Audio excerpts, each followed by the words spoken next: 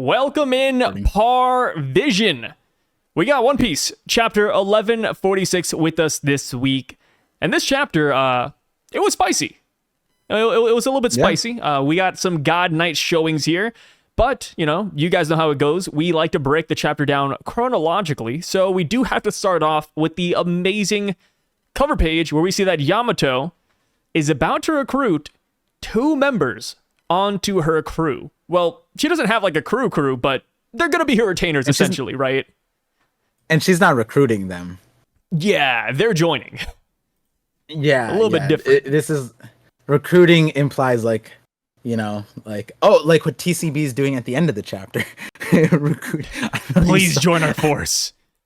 Yeah. See, that's more recruiting versus the ultis like, you know, hey, it's interesting. We owe you. If you Please had let us help. told Alti that she would be begging Yamato, right? Because the dichotomy is on Onigashima, there was a hunt for Yamato. Whichever one of you weak Tobi Roppo can overcome and beat Yamato, child of your captain, you will become a calamity. And Alti, they have a chance to fight a calamity, not even that. Yeah, she had the most smoke for Yamato.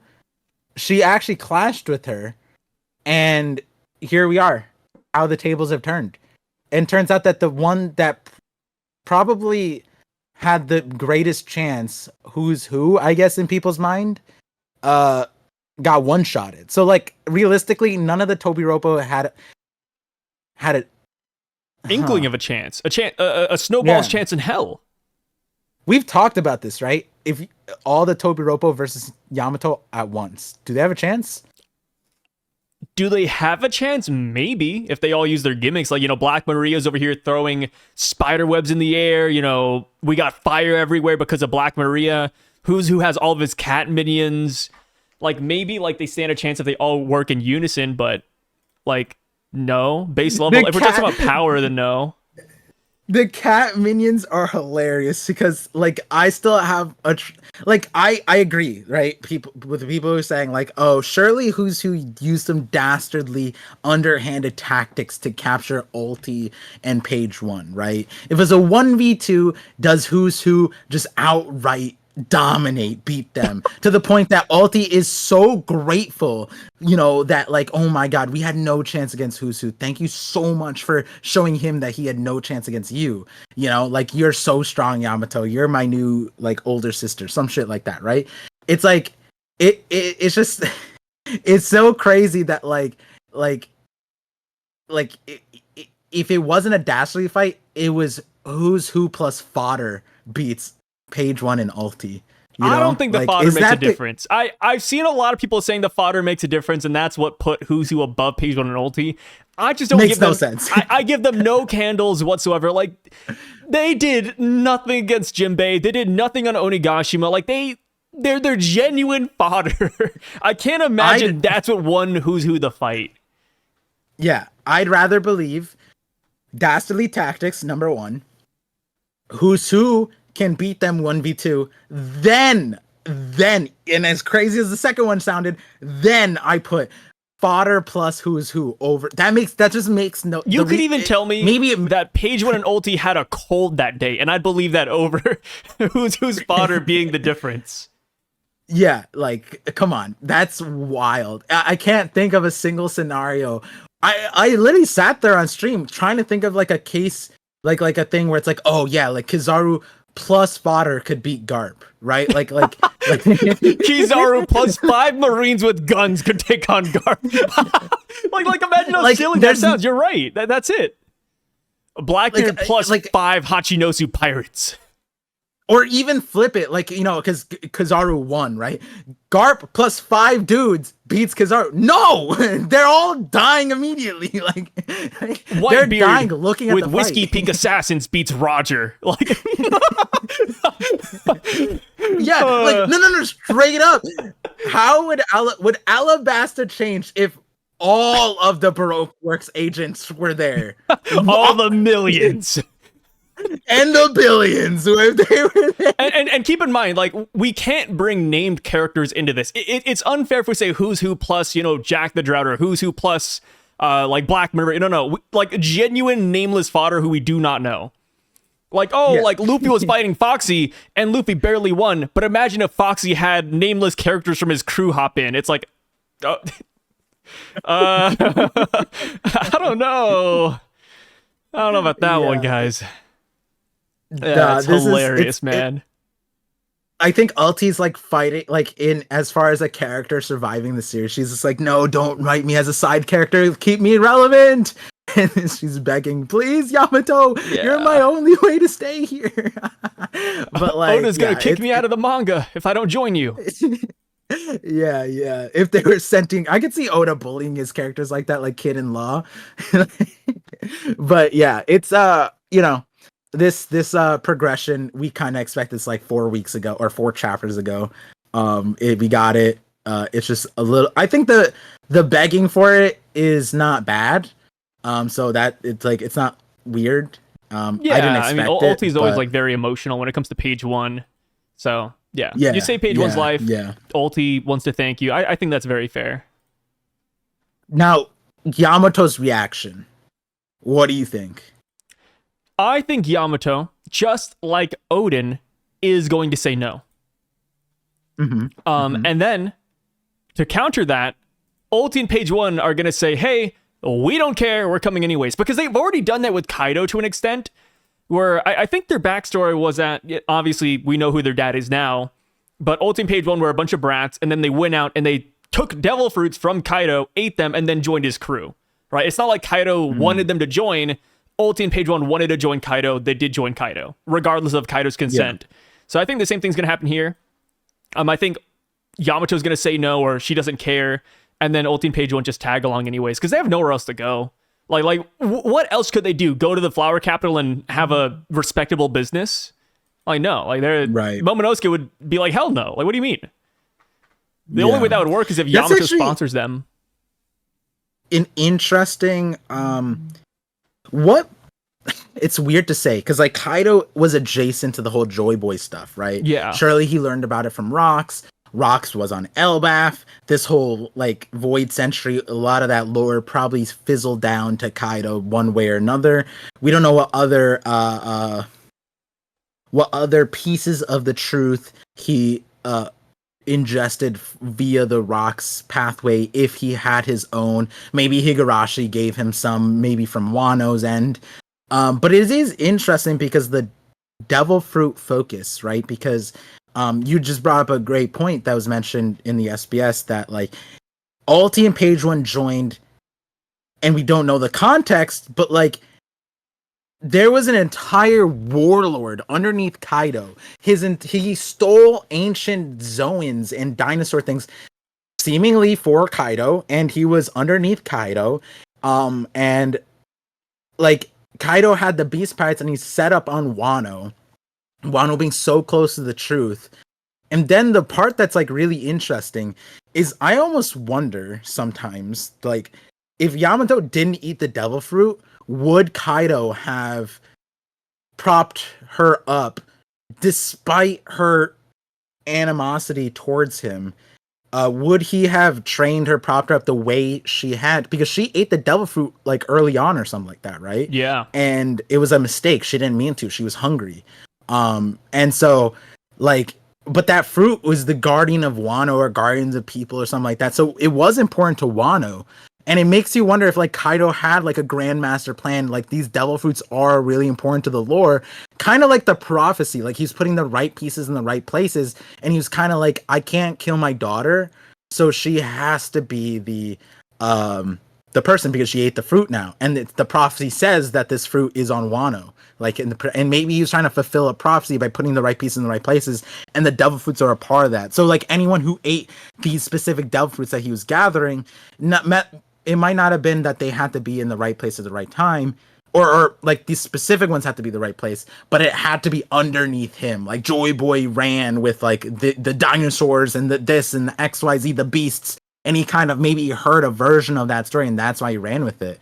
Because I didn't think about I forgot about that part about the SBS that they ate the fruit and then joined in a kind of similar fashion to Yamato, but I wonder about that a little bit.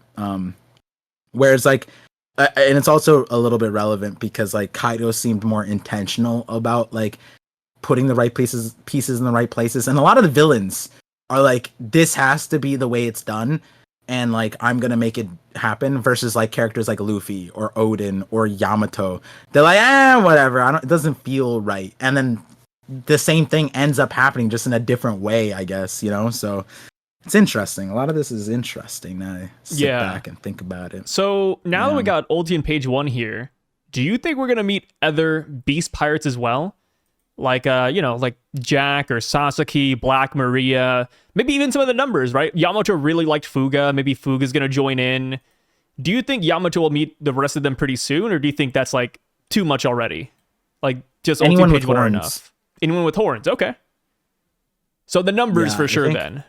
And I guess Black Maria has horns. Sasaki has horns too. Yeah, the Tobirobo all have horns. We just don't know. I think we went through last time and they all looked like real horns. Yeah. Because Oda also drew them as kids and we saw the horns there. It's just that Sasaki, for example, has front horns like Loki. So, but they don't even look like Loki's horns. They just are front horns. I think, Black Maria has the ugly horns too. Like, and by ugly, I mean colored horns. Hers like, it fades to skin color, and it's just kind of like, I feel like the bottom of her horns is like kind of fleshy. It's like, ooh, yeah. I can't it's not like, not that I have seen a should rhino probably be like a really good close, ride, like if you ride her like a motorcycle. But the fleshiness has no part. I would not want to see the flesh like contort as I put like pressure on the horn, you know? Yeah, but it would be like interesting. That's I'd at least tolerate it there. Yeah, I mean, if you're riding Black, I think anybody would tolerate anything if you're riding Black Maria, like a motorcycle. Oh, was that supposed to like? Yeah. I'm not trying to get like sexual. Yeah. Come on, Par. Oh, I Line thought that in the gutter. Sorry, Kanye and Kim ruined that for me with the whole they're unbound. There's a lot of things said in that music video. They were riding a motorcycle. It ruined motorcycles for me, honestly. Yeah, mine was that my teacher almost died to a motorcycle a long time ago, and I was like, maybe not. Died to a motorcycle or died on a motor? Like they were driving it? Or yeah. Oh, okay. Because I was like, dying to a like I feel like that person didn't sign on to motorcycles. We don't know. Hey, if there's ever like a robot uprising, maybe we will die to motorcycles. Okay. The robots that could happen. They're like, motorcycles are really efficient ways to kill humans. Maybe we should just get rid of cars and get them all on motorcycles. That'd be kind of crazy. I feel like if real life was an RPG or had like stats, I feel like motorcycles would do bonus damage against people just because it's like harder to hit. like a car, right? It's hard to miss with the car because it's so wide. But for a motorcycle, it's like pinpoint precision, like a scalpel. So it's like, double damage. Someone has been reading too much Chinese manhwa. Yeah, you're rubbing up, Omnipar. I'm becoming Chinese. Wait, I'm already Chinese, Par. Someone said in my chat saying like, I think they said like, Sai's been loving like something like the Chinese manhwas recently ever since Par brought it up. I think they said something like that. Yeah, I definitely did not make up that comment. I've been becoming less racist to the Chinese thanks to Par. Oh, me and iShow Speed have been saving the Chinese reputation. Isn't it crazy that at the same time he does his Chinese tour, I think honestly after my Chinese tour, the whole I read Chinese man, I was trying to do PR for the genre, like the industry. Yeah. And then iShow Speed's like, I got you, Par. And we know that he watches our channel because he's a huge One Piece fan. My takeaway now is that maybe China isn't that bad after all. Yeah. It took me a long time to come to that realization, but yeah, I like China. I guess they're not that bad. I'm glad you overcame your lineage factor. Thank you. Thank you so much. That had a lot of layers to that. Yeah. So what do you think? Do you think Yamato's going to say no to the ulti request? So is she has Luffy face right now. She has like Grand Fleet, like yuck, like you guys grossed are out, ugly and weak. Yeah. Yeah. Serve me. I don't want people serving me. That's gross. You know, I think like it's I think Oden had that phase too, right? With Denjiro and Kinemon. Yeah, I mean, I think or was it Raizo? I mean, he had that phase for a lot of people, to be fair. Yeah, I think Odin was a special type of person, whereas like I could like Odin was crazy. Yamato doesn't have to be crazy to say no. She could literally be like, you are my dad's subordinates.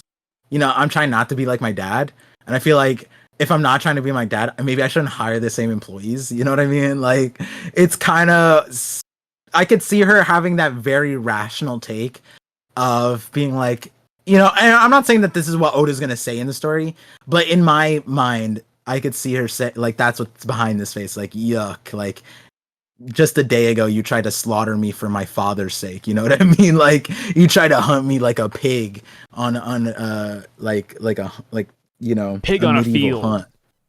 Yeah. So there's a lot of layers that Yamato could parse through. I think ultimately they join or follow. It'll be an interesting side of Ulti. I feel like there's a lot of characters where like Oda may not have had a full plan for their character, where like even Vivi counts as that. When Oda introduced Vivi as Miss Wednesday, he didn't know that she was going to be Vivi. He knew her as Miss Wednesday, and then so Oda gave her in in a single chapter, just completely 180'd her character, changed her hair, and was like, she looks like a princess now. I'm gonna make her the Alabaster Princess, and that was it. And she changed her like demeanor, changed a bunch of stuff, and kind of offloaded on that she was like undercover as a spy, even though like none of that really felt normal. And like I just kind of took it as like, yeah, like Oda introduces a lot of characters. Lucci is another one of them. He didn't introduce him as a villain. He introduced him as shipwright. And then he looked at him and said like, the pigeon guy is going to become the villain. I could see like Oda like giving Ulti more character, and then like maybe she plays a cooler role. I think another reason why I said horn, all the people with horns, is because if Yamato's going to play a big role in the story, the Oni princess thing I think like is a randomly big role, and we don't know the lore behind the Onis, and we don't know the lore about ancient giants, and Oda just dropped the ancient giant stuff on us, and right now we're going through like the Loki as an ancient giant, his dad was an ancient giant, how his dad interacted with the world, where the giants are placed, and then you know I think eventually it'll all connect back with the Onis. So Yamato having like the group of Onis with her that were kind of like, you know, separated out or grouped together by Kaido in a way, and being like their Nika a little bit, you know, it would be kind of cool, kind of interesting. Like Loki doesn't have that. Loki doesn't have a group of ancient giants. Harold kind of like weirdly ostracized their entire lineage because he tore off his horns. So Yamato could be playing an interesting role there. And in that light, it would be kind of like Odin in a lot of ways, because Odin took the what would they be called? The outsiders, like people who are abandoned a little bit. And, you know, Odin himself, like, you know, the Wano in general, he wanted to open up Wano, right? So maybe Yamato can't play where like Odin couldn't do what Joy Boy is doing, which is open up Wano. That's not their role. So where does Yamato fit in? Like, I think that maybe it's for the Onis and the ancient giants. I think it'd make a lot of sense too if Oda wants to make the horns relevant. So what about Who's Who? We defeated him and his famously strong cat gang. What happens to him? Does he go straight to Udon prison, or do you think he's going to be kind of like Ashura Doji, where he also joins Yamato? Because it's either that or jail.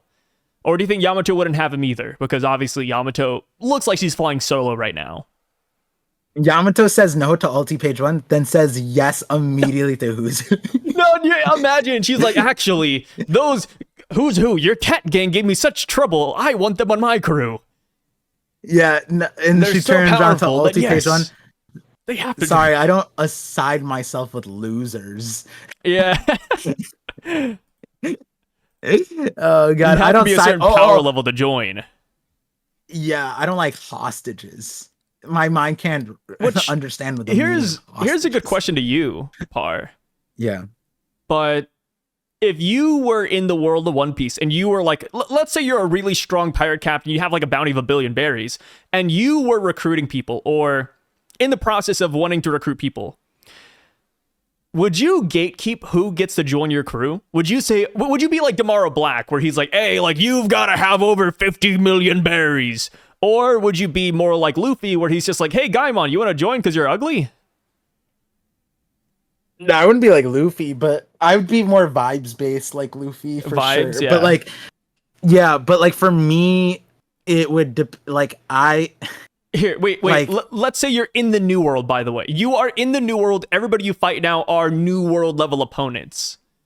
Yeah. So I would be vibes based, except like for example, Usopp wouldn't be on my crew. Yeah. Because like that's just a liability, right? Like because it's very clear that you can get Sanji like character, a character that can do a job and can fight, right? So I'd be vibes based, but like sorry Usopp, like you know what I mean? Like it's just not safe. It's just like I don't want you to die under my watch, brother. Yeah, it's a little reckless on me, and like if you're like I'm a billion berry bounties, right? When you get to the top of anything in life, you start realizing that there's always going to be better than you. There's either currently like 1 billion isn't the top of the food chain. I could look at it and be like, oh, you know, there's stronger people than me, so I can't protect all of you all the time, right? That's what you get to a certain extent. Like Luffy literally had to say that. He's just like, bro, I'm not strong enough to protect them, right? 1 billion isn't strong enough to be. I'm not god level. I'm not like Yonko level. I'm just below. I'm a king level, so I don't know if I could protect unless I have like a headquarters, right? Like and like those people could say that they're not on my crew sometimes, but you know. And then there's also like being a billion berry that puts a mark on your head. I can't protect you from the world government. They send like Garp just drives by, and then what am I? You want me to fight Garp for you? What the you know what I mean? Yeah. like imagine the responsibility. Like, oh, Par, Akainu attacked me. You have to get revenge. It's like, whoa. what are we talking about? You're picking fights with the Kainu?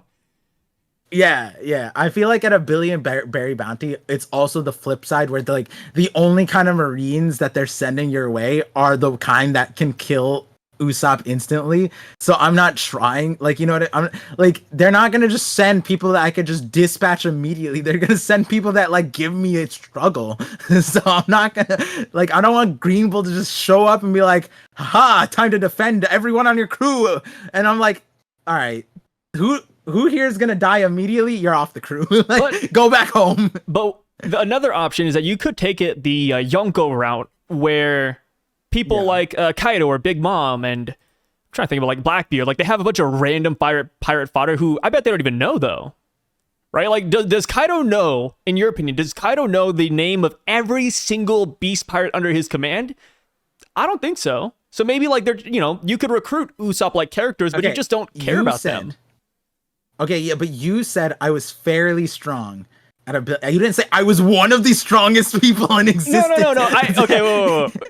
No. You're still fairly strong, but you could have like a Yonko-sized crew, like Orlumbus, right? Orlumbus has 5,000 people. He's not Yonko caliber, but you know he's doing stuff. Wait, but also isn't Orlumbus like a king of a nation or some shit like that? I don't think so. Was he like a commander for a country? Because wasn't it like he was going there to talk to King Riku along with Elizabeth? Something like that, right? Orlumbus? I forget. I don't think he's the king of anything. I think he's literally just like a fighter. I thought he was like he's a stereotypical pirate captain. The Yanta Maria Grand Fleet. Oh, from the Standing Kingdom. Yeah. He's like a military general. Is he really? Yeah, because they're not affiliated with the world government. So their military is just considered pirates. Oh. Yeah, I didn't know that. It's a group of 56 ships led by Orlumbus. It shares its name flagship, the Yanta Maria. The Yanta Maria Grand Fleet. Egg of Columbus. The Egg of Columbus? Wait, what? The Egg of Columbus? Yeah, so his flag is a reference to the egg of Columbus. And the egg of Columbus, I'm just thinking like, when do our eggs, how come no one's ever brought this up in the context of like a Roger's egg? This is how like a lot of theory crafting goes, by the way. You just fall down rabbit holes. And it's all about climbing back up and looking at them and like, those holes line up. These holes look good. Oh, wait, this is kind of a really cool phrase. An egg of Columbus, or Columbus's egg, refers to a seemingly impossible task that becomes easy once understood. This is literally the I understand. Yeah. Whoa, that's crazy. Shoutouts to Orlumbus. I still like that guy, by the way. He has a great fighting style. Stop. Fighting style. Oh, Orlumbus. I thought you said Columbus. I like that. Columbus too. My guy Christopher. My guy Christopher's fighting style was nuts. I mean, I feel like if Drifters ever continued, I think we could get like a Christopher Columbus cameo. I mean, Hitler's in there and like all these other people. Like Christopher Columbus could be in there. You could be like just like a menace, you know? Okay, he's not as bad as Hitler. Did you just say Hitler? We're not putting there's no equivalent. No one's looking back at history. That if anyone's looking back at history and looking at Columbus like he was as bad as Hitler, that's crazy. He was bad, but like I meant more so like fight wise. Like, you know, like he's like a prominent historical figure. You could bring him back in like the Fate series. Because in the Fate series, like you got Gilgamesh, Alexander the Great, Christopher Columbus, dude. Add him in. God, you are not in the writer's room for that shit. Add him in. If he came in the Fate series and he had like some mythical like navigation around the world sword technique, and he just fucking like the world is not flat or sword technique. Oh god. Wait, let me read you the rest of this because this is funny.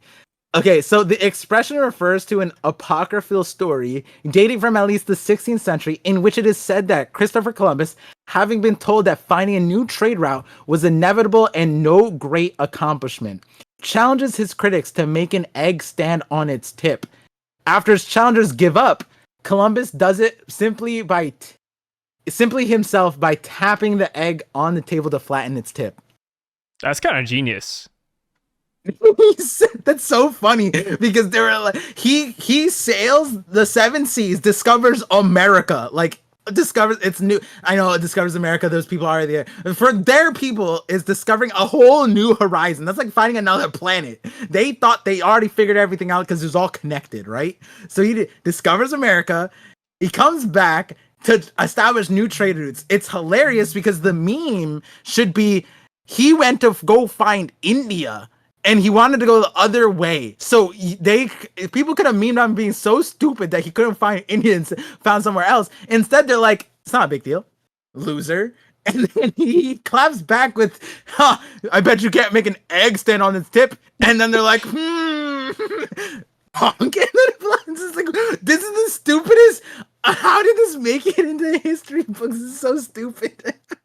This interaction is like it's brain rot. This is how you know brain rot always existed. This is so silly. All I'm happy about is that Christopher Columbus has representation in One Piece, and he is a part of Luffy's crew, more or less. He's a part of the Grand Fleet. True. He's here.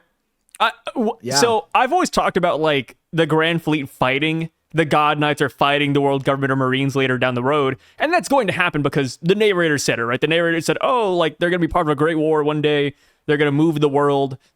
So that must mean that Orlumbus might fight somebody noteworthy. Could you see Orlumbus fighting a Holy Knight? Absolutely not. What? Really? What? Who did Orlumbus fight in the first place? Who didn't he fight? That's the harder question. Oh, no. Okay. No, Sai. Who didn't he fight? Who did he fight, Sai? There's an easy answer, and then there's a hard one. Who did he fight? Which one? Okay, if I recall correctly, Orlumbus was pivotal in the Zoro versus Pika fight. And you can't say otherwise. It is canon. How? How is he pivotal? Zoro needed to get to Pika. Orlumbus was available, and Orlumbus threw Zoro to Pika. Without Orlumbus, would Pika still be around today?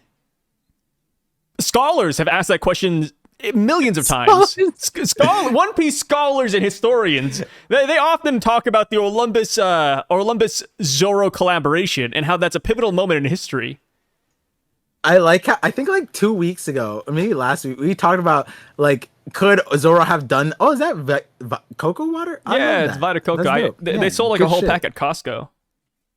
Yeah, you should get the white package. There's a Vita Coco white one. Oh, it has I like saw real that. What was coconuts that? in it. Oh, I don't like the coconut flesh. Well, I mean, you don't have to drink it. It just has less sugar and Oh. it tastes the same. Yeah, this one has more sugar than the white one. Pretty sure. Oh yeah, I see it. 13 grams of sugar. Yeah. Yeah.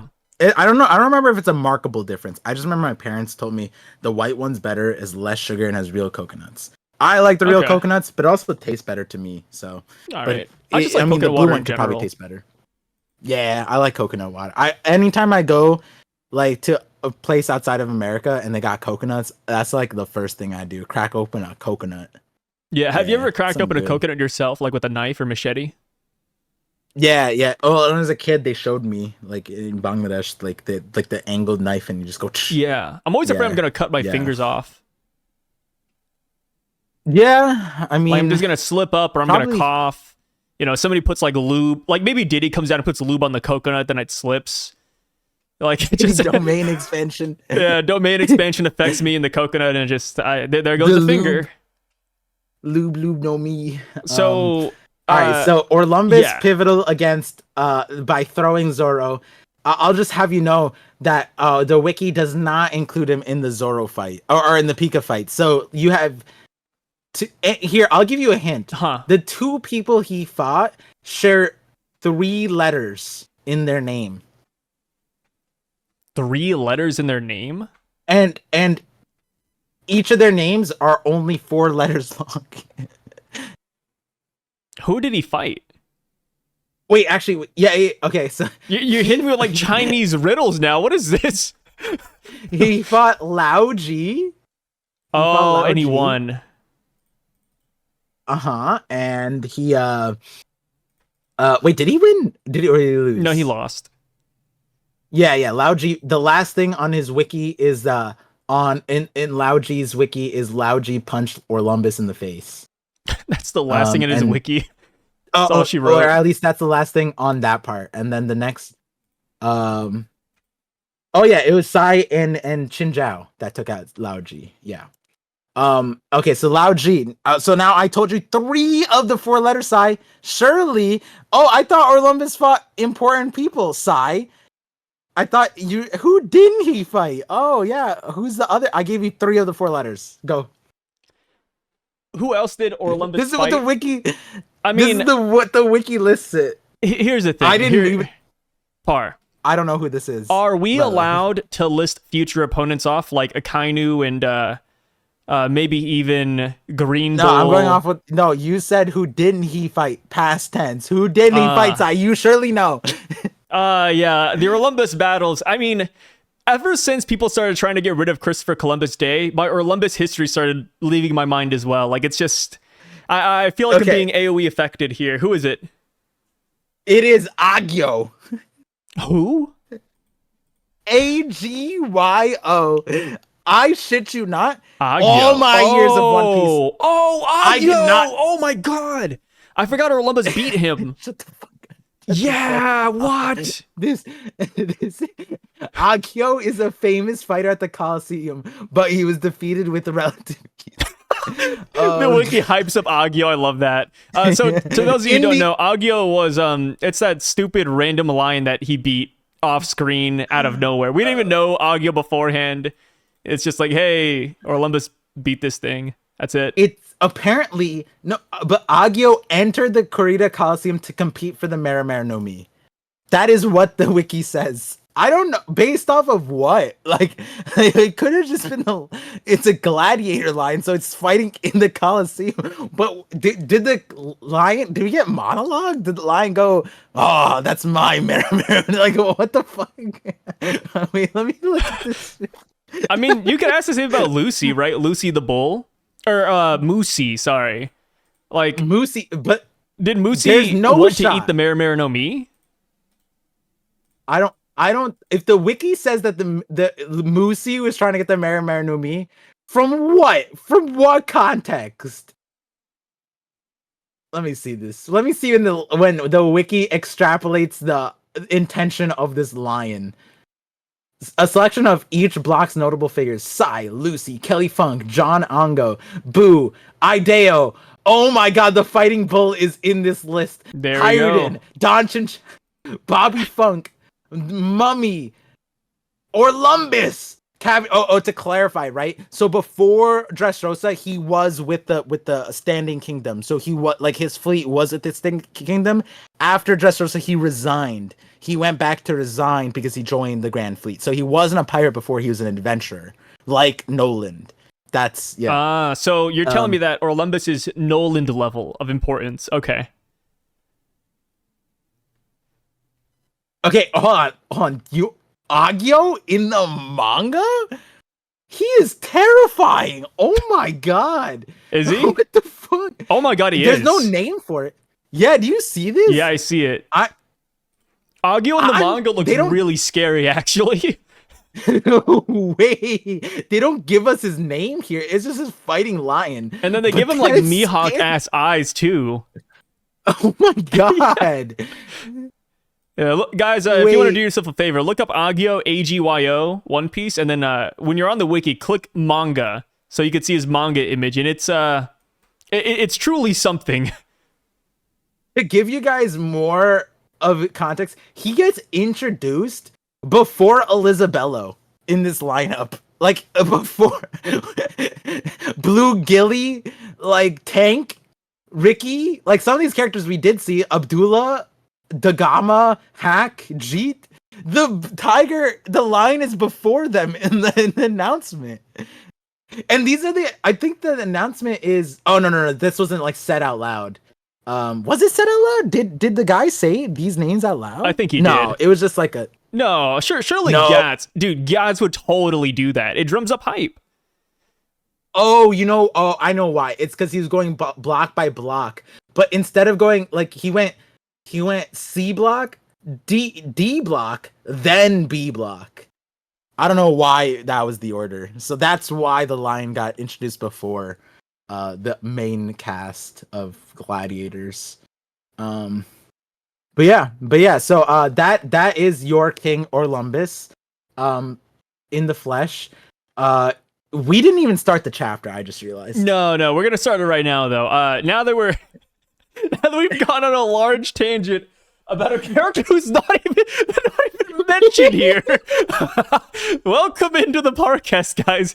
We talked about Yamato for 10 minutes, and then we talked about Orlumbus for 30. What's next? Actually, Par, do you want to just get it out now? Do you want to talk about Sukiyaki for the next 10 minutes before we hop in? I do we just want to hop in? And looked at my screen and I was like, how did we get to Orlumbus? And then I looked back and I realized I didn't scroll past the cover story. I said, oh no. The worst part, well, I guess not the worst part, but nobody knows this, but me and Par usually record in the morning, but this is like one of the first times ever where we've recorded during the evening instead. So it's currently like 5:30, so it's kind of cursed in a weird way. Like for most people it's like prime time, but we've never recorded at this time. So it's like even odder now, like how we got to this tangent. And we just came off of talking about the chapter because we usually separate our recording by at least a day so we don't like just spaz on. And I just came off a 4-hour stream, so I was there for like 3 hours, and here we are. And yeah, you see how this is why you can't talk about One Piece all day. You need to eventually take a break, essentially. No, the problem is we we're fine with the conversations. We're having a great time. There was no one holding a gun to our head saying no, but except for our wives who miss us.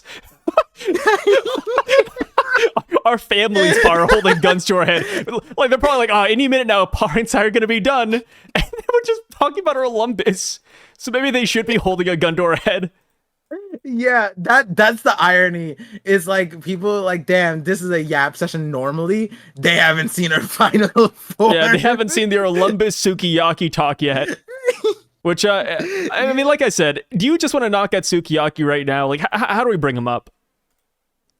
You know, Sukiyaki famously Sukiyaki, he might be just this, I feel like every podcast we've been bringing up Sun Tzu, so I guess we could just make that connection. So is Sukiyaki Sun Tzu of One Piece? No, master I was gonna tactician? say, if there was a time for Sukiyaki to show up, though he's never been like this in the past, I could see him escorting the girls back home. Because someone has to do it. Surely Yamato isn't going to go back. I mean, yeah, but is Sukiyaki even here, though? Like, we haven't seen that guy in, 30 weeks? This is the perfect time for him to show up. The Sukiyaki signal has to go outside. What do you mean? Yeah, I mean, but has Sukiyaki even been, a ladies' man? Like, the only thing we've seen of Sukiyaki He is just makes him... little dolls of little girls. No, exactly. Like, he just likes Kokeshi dolls. And I feel like people who like dolls typically don't like real people. Have you seen, Dress Up Darling? Is it Dress Up Darling? My Dress Up Darling, yeah. But that's not the same. That's not, doll related. It's just Yeah, cosplay. he makes dolls for a living. Oh, does he? I've never, watched or read it. Oh, yeah. His profession... He comes from a lineage of doll makers, and they were going out of business, but he still in the year, whatever, 2020, continued on the lineage, and it was discovered, wait a second, this guy has the practical skills to transfer it to cosplaying. I'm going to introduce him to cosplaying, and then romance ensued afterwards. I didn't know that. And then other women started realizing, wait, you're telling me that doll makers, these losers, are actually really good at cosplaying? Or cosplay makers, they could be really famous. Do you know how much this costs? And it's not. That's roughly the thing. Okay. It's a good series, I think. I'm gonna watch it eventually. I'm a big romance apparently fan. the manga goes very long. I thought it was a 1-season thing. Someone told me it's 4 seasons. I'm like, what? I'm tuned out. It's fine. You can't drag the romance like that. No, I like it. I like dragged out. I mean, as long as it doesn't get too stereotypical, right? Like, oh, here comes the love triangle. Here comes the harem. Oh, that's that. I think I already got to that point before I dropped the series. Damn. I dropped the series not because it was bad. I dropped the series because I got busy, but I never wanted to pick up the series because I just saw other things. I lost interest. It's fine. Yeah, that's fair. So speaking of series, One Piece. We see that Who the heck is that? Yeah, Gunko made an appearance on the Colin Pirate ship. They say that she must be the human intruder. And she took offense to that. Well, not really offense, but she's like, wait, human? No. We are gods. Which is pretty tough. I love that. Man, I wish we said that to animals. Why don't we have a god complex as humans? Imagine going to a zoo and you see a lion in a cage and it's really sad. Why am I here? I just want to live out in the wild. Why am I in this zoo? And it's really depressing. But instead of us feeling bad or anything of the sort, imagine if we just say, because we're gods, we're above you, you creature. Oh, that'd be awesome. Well, yeah, I would like for you to say that in front of Harambe, not behind a glass. Because that's how perfect the analogy. What do you mean it's not fair? That's severely nerfing us, though. You can't just nerf us like that. Oh no. Okay, I agree with you. I see where you're going. We invented glass. We invented glass strong enough to stop you. That's how that's where you're going with it. Because, yeah. And what did Harambe create? He didn't even plant the banana trees. We did that for him. All right, hold on. No, we didn't plant the banana. No, hold on. No. They're not just going to banana farms and raiding our plantanos. But I'm saying, Harambe didn't create the original banana. Neither did we. What do you mean? Yeah, but my thing is that we took bananas and now we're mass producing them though. so that Harambe can eat bananas. I don't think we're not mass producing it so that I don't think we feed them our sugar fueled bananas, bro. That's just a cartoon. That's just that's just Curious Dude, George. I just looked it up. The banana industry is worth $25 billion. We made it that. Well, not like me, but like humanity made it that. Okay, yeah, but no, this is what you do on your stream. Okay, look up what percentage of the 25 billion is funded towards gorilla food, right? Like, that's what you're trying to say. You said that we gave them the bananas, and it's like, I don't think they're eating the 25 billion industry banana stuff. No, but yeah, okay, they're not eating all the bananas, but what I'm saying is that the reason why they're able to have bananas in the first place is because of us. They had bananas before us. We just said that but not when they're in a zoo. Don't eat bananas not when they're in a zoo.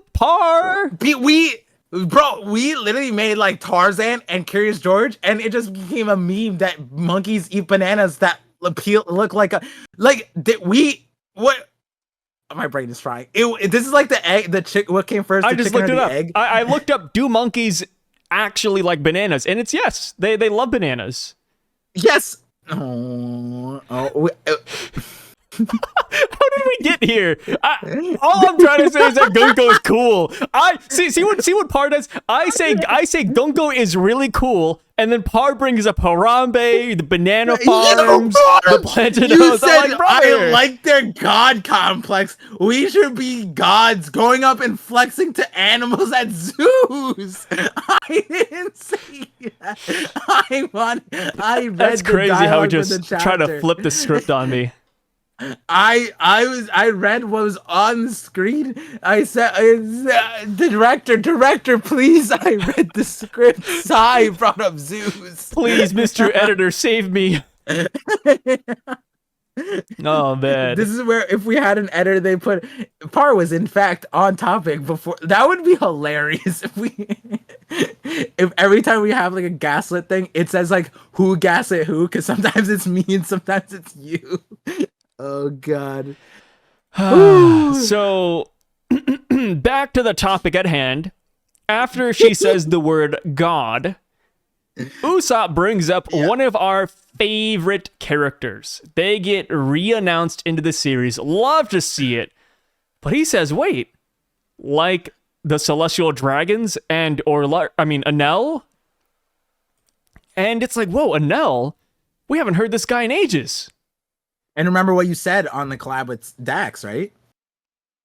Wait, what did I say? Oh, yeah, I said that he would be mentioned, but we wouldn't see him. I forgot all about that. Yeah. I did say that. Yeah. Yeah. And like we were saying, like we were both on the thing because I think a lot of other people were more fans, but we both were like, mention is like 100%. But showing up is like still low. No. Yeah, like no low, and then we kind of slated by, but like if Yarouge shows up, Enel shows up. If Enel shows up, Yarouge shows up. Like, do you think that now that Enel is mentioned, do you think that Yarouge shows up in mention at least? Nah, he can't just be mentioned. He has to show up. No, I think Yarouge will actually show up. Yeah. And I going back to what you said, yes, if Enel shows up here, Arouge has to show up. If Arouge shows up, I don't think that means that Enel has to show up, but I think his chances go up though. Right. I just thought it was crazy because like, we talked about this a few times. I brought up the point that like Loki and Enel have a similar mentality, and with the whole like or like it can be construed that way. We don't know Loki's full mentality, but like he basically said he wants to bring essentially it was similar to Enel in the sense of like bring the light to the first world or something like that, right? Or like that was the job of Sun God Nika. Yeah. And Enel was like it's unnatural for humans to live in the sky. And I joked about it, how Enel could have just like, as powerful as he was, he could have just shepherded people down. People. Yeah, and I'm surely if the people chose death or migrating away from Cloud that like a mythical god level person was about to nuke, they would probably just like, yeah, all right, I'm not gonna hang my life on this Cloud. And like Loki apparently had the power to do that because he could beat all of Elbaph on his own, allegedly, right? But like there was probably a way that he could have just like told them like, hey guys, go back down there instead of me killing you all, because Hiruden believed it. Loki said, I'll kill everybody, and Hiruden's like, no, please don't do it, right? Like there's some backing to what Loki's saying there. But yeah, Enel, Loki, and in a different way, Usopp is bringing Enel in the conversation with the Celestial Dragons, which is very, very interesting. Because we have a lot of parallels with them. Yeah. I hope that the paths do cross rather than just like mentally, you know. I do hope that like somewhere along the line, like Enel sees the difference, you know what I mean? Like that would be cool. Because I don't think Enel is like the Celestial Dragons. I think Enel would look at the Celestial. Do you think Enel wouldn't line up with the Celestial Dragon? He'd beef with them, right? Would he beef with the Celestial Dragons? I think so. Especially now. I feel like Enel, when we meet him, he's still going to be like that god complex character we know and love. But I also think he's going to be a little bit changed as well. Reformed. Yeah, he's going to be reformed because of the automatons. Or maybe because of his knowledge. You know, because he did go to the moon. He learned something. You know, he saw the hieroglyphics. He realized that he kind of killed the people from the moon, and that his people, the Birkins, were from like outer space. Like he's really been hit with the wealth of knowledge. Knowledge doesn't always change people, but it sometimes does. It's sometimes the catalyst. So I am curious to see what he's all about now. But like we said, will he come down here though to Elbaph? I don't think so. But in the future, definitely. Like maybe when we attack Marie's Raw, maybe when this big war happens, Enel is one of the people who decides to chime in to dictate like how the world goes. Kind of like how later on, Gunko says, and this is a spoiler, they don't say this way later. She says, oh yeah, like, you know, it's pivotal to know where the giants sway because they will change the war. They'll change the outcome. And it's like, yeah, I think Enel you could say the same about Enel. Not just because of his own powers, but because of the automaton and the space pirates. Like, who's to say that by this point in time, Enel doesn't have space pirates under his command too? Because he whooped a lot of them. I mean, my God. Maybe it's like a Page One and Ulti situation where Enel beat the crap out of all these space pirates, and now they also want to join him.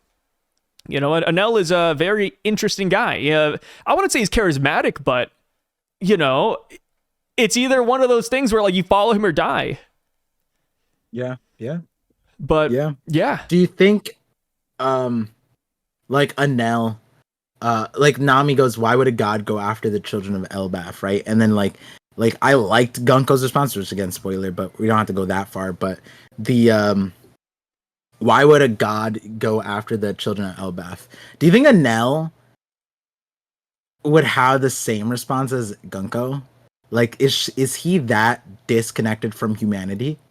I think so. I mean, Enel had no problems just straight up executing people that disagreed with him, right? Like, if you talk trash about Enel, he just kills you. Like, he tried to kill Conus's dad. Like, I think Conus's dad said something about Enel, and then lightning. No judgment, no questions asked, just boom.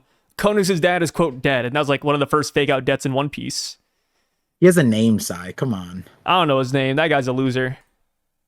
Damn, you don't remember Pagaya, bro? His name's Pagaya? I think it's Pagaya, right? That sounds right. Pagaya. I think in like videos I said Conus's dad instead of Pagaya, though. Yeah, nobody knows who Pagaya. Like, if you were to say Conus's dad, it'd be like, oh, okay, yeah, that guy. Yeah. Meanwhile, you acted like you knew who Agyo was. You're like, I knew who Agyo was. I told you. Yeah. Oh yeah. Sure. Yeah. So we go on a little bit more, and they ask her, like, hey, like, where are you taking these damn children? They're my friends.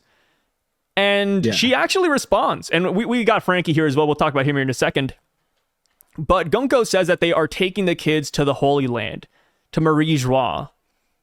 And I also love how she, you know, adds in that bringing kids this size is kind of a hassle. You know, like, we have to walk them. We don't really have a choice, which I thought was funny. Well, yeah, I could see that. It's kind of annoying. Like, imagine if the Elbaph children were regular sized. You could easily just, like, you know, pick them up and send them to the ship. But since they're so big, this is the easiest method of transportation. But yeah, I love that she name drops the Holy Land here, because it does feel like setup for obviously an Enies Lobby type situation, where if the God Knights are successful, they do kidnap the kids, we know where to go. Like, we're not left in the dark. Like, we know a destination. If they win, we go to the Holy Land. It's that simple. Yeah. Yep. Yeah. It was feeling a lot of, there was a lot of similarities, and this kind of just drew the line to because as we move later in the story anyways, like, we've been seeing this ever since Wano too. It's like we see remnants of older arcs. Egghead was draw a lot of lines to Sabaody because of the cast that was there, etc. But Elbaph was already feeling a lot like Water 7 anyways, because of the CP9 and the Holy Knights, kind of like their mysteriousness around them, their ulterior motives that we couldn't fully grasp. Even like I like Loki, Frankie, Robin, like it was kind of like a character that was in a neutral spot. Like, to a certain extent, we didn't know what Robin's plot was. Going there, was she actually betraying, or like, self-sacrificing, etc. Like, we got it confirmed obviously on the I want to live part. And then Frankie, like, he got antagonized earlier on and then swapped sides. And Loki is seemingly like in an interesting boat too, because he was offered a role of Holy Knights by these guys. And it's like, damn, like, imagine like CP9 recruiting like Frankie or Robin, and then like them turning it down. They would just be dead, right? And then I guess it's funny because Shamrock's left him alive. Would you leave such a big liability if you were trying to subjugate Elbaph? Or would you I feel like Shamrock should have just killed him. No, I mean, and I think that's one of the reasons why they're not actively killing the Giants right now, is because you want their power. Like, yes, Loki doesn't want to join you as a God Knight, but maybe if you subjugate Elbaph, Loki will work for you anyways. And plus, Shamrock even said, hey, like, what was it again? Like, oh, like, if you get released, come and find me and we'll fight again. Like, Shamrock seems like the type of guy that just loves to fight. Yeah.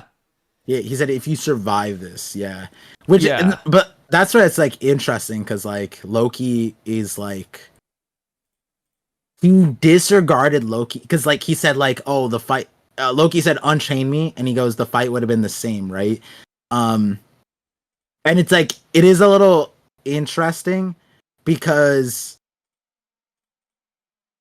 when Luffy and the gang show up, and like Zoro says, oh, he's on his like deathbed, kind of like this was his last bit of strength.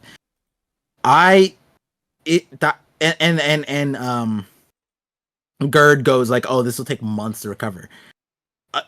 It's weird, but like, being imprisoned means like you're weaker to extent. But like, was all that damage just because of Shamrocks? Like, he's in that state purely because of Shamrocks, right? Like, no. I mean, Gunko did like it too. If Shamrock and Gunko. I mean, prior to the Holy Knights showing up, Loki was at 100%, right? And then had he been released, they would have fought him at 100%, right? That's why I was just like, yeah, I feel like it's crazy that Shamrock said like the fight would have went the same even if you were released, because that was that would have been 100% Loki or like 99% or 90%. One Piece Fiction aiding him 100% Loki, because like I don't think that Oda nerfs him because he was in prison for 6 years and probably didn't get a real meal, unless Loki said that. But I still like contemplate like what would that fight look like if Loki taking them, because Shamrock saying the fight would have turned out the same way is either super arrogant or super ignorant, right? And like, or that'd be the same thing, super arrogant, or he's actually that much stronger than Loki, which I feel like Loki's insane. Like, I feel like Loki's insane, but I put Shamrock above him, to be honest. I'd put him above him, but like okay. How about this? Do you think that full power Loki threatens Gear 5 Luffy? Oh yeah. That's what I'm saying, right? Like, because there's not a lot of characters that feel like a threat to Luffy, but I feel like full power Loki might be like a character that, like Kaido was a threat to Luffy, right? Even in Gear 5. You know, there's a there's a slowly growing bag of characters that fit in that, like, this is a Gear 5 threat, and I feel like Loki fits there. And to say that like Shamrock's is maybe not head and shoulders, but like for him to, is it confidence or arrogance to say like, oh, the fight would turn out the same? Confidence is crazy then, because Shamrock's being that wrong. I think there's nothing wrong with the character being stronger than Gear 5th, because that just means that we have to get even stronger. So that's why I would actually love it if Loki, Shamrock, and all them, like, they were those guys. Like, even Garling, right? There's Garling in there too. No. I'm not saying that. I'm saying that in the scope of Shamrock's Loki, right? Yeah. Saying the fight would have turned out the same. Meanwhile, you're both characters above a certain threshold, not necessarily beating Luffy, but like you're on this tier, right? And it's just kind of like, because what I'm expressing right now is the frustration a little bit, because we don't know Shanks and Shamrock's like level, and I don't know where Oda's bringing it to, but like it's almost unfathomable, and we don't know. There's so many levels to that we don't know, right? To the point where you get a face off with like Kizaru Luffy and Gear 5, and like it's hard to fathom like what that fight even like entails. Is Kizaru trying? Is Kizaru hurt? Is Kizaru losing? Can Kizaru win, right? But he's like an admiral with a Logia that's insane, and we're talking about like Shamrocks and Loki that don't have like a Logia hack. But they're also not. I mean, Shamrocks is different, but Loki's a newer character, giant character. Giants are supposed to be really strong. It's hard to parallel. Like, you know, he's supposed to be the Odin of Elbaph in a lot of ways, and Odin was like head and shoulders stronger than everybody else. Like there wasn't even a competition really between him and the next strongest on the island. I would like the Daimyo, sure, right? Like if he were to fight Ushimaru, no, was Zoro's uncle? What was his name? Ushimaru. Yeah, Ushimaru. If we were to fight Ushimaru, maybe like Odin would struggle, right? But I think Odin was head and shoulders probably above him too. So, which is why they were like, "Oh my god, you have Odin's journal." I mean, like I said, I still enjoy the notion of there being a level even higher that we don't really know of yet. Yeah. Like, because I feel like that's where, you know, the emus, the Shanks, the Mihawks, like that's where they reside still. Maybe even Dragon, you know, even with a Dragon in there too. Like, yeah. You think Gunko's? Do I think Gunko's in that tier? Probably not. But I think she's like probably not closer to that tier than the bottom tier. And like Kizaru's in this tier. Akainu's in this tier. Maybe right? not Kizaru, like, but Akainu, sure. Akainu, sure. Oh, not Kizaru? I mean, I have Akainu above all the other admirals. Right. Yeah. And so I'd have to put him like a tier above the rest. Yeah, I always find it fascinating when people do tier lists and then they have characters above Luffy, which is fine. I agree with it. It's just the difference between who has who above Luffy and why.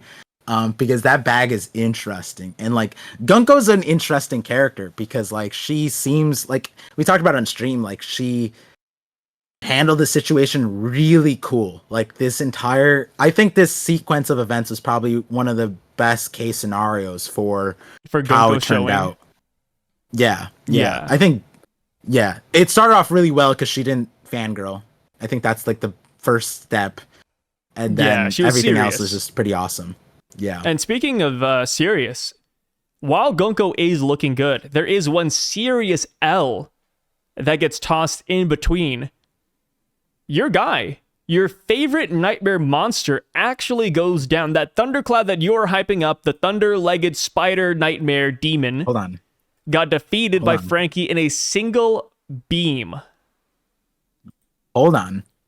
I said my favorite monster to be revealed first was Spider Cloud, and that was right.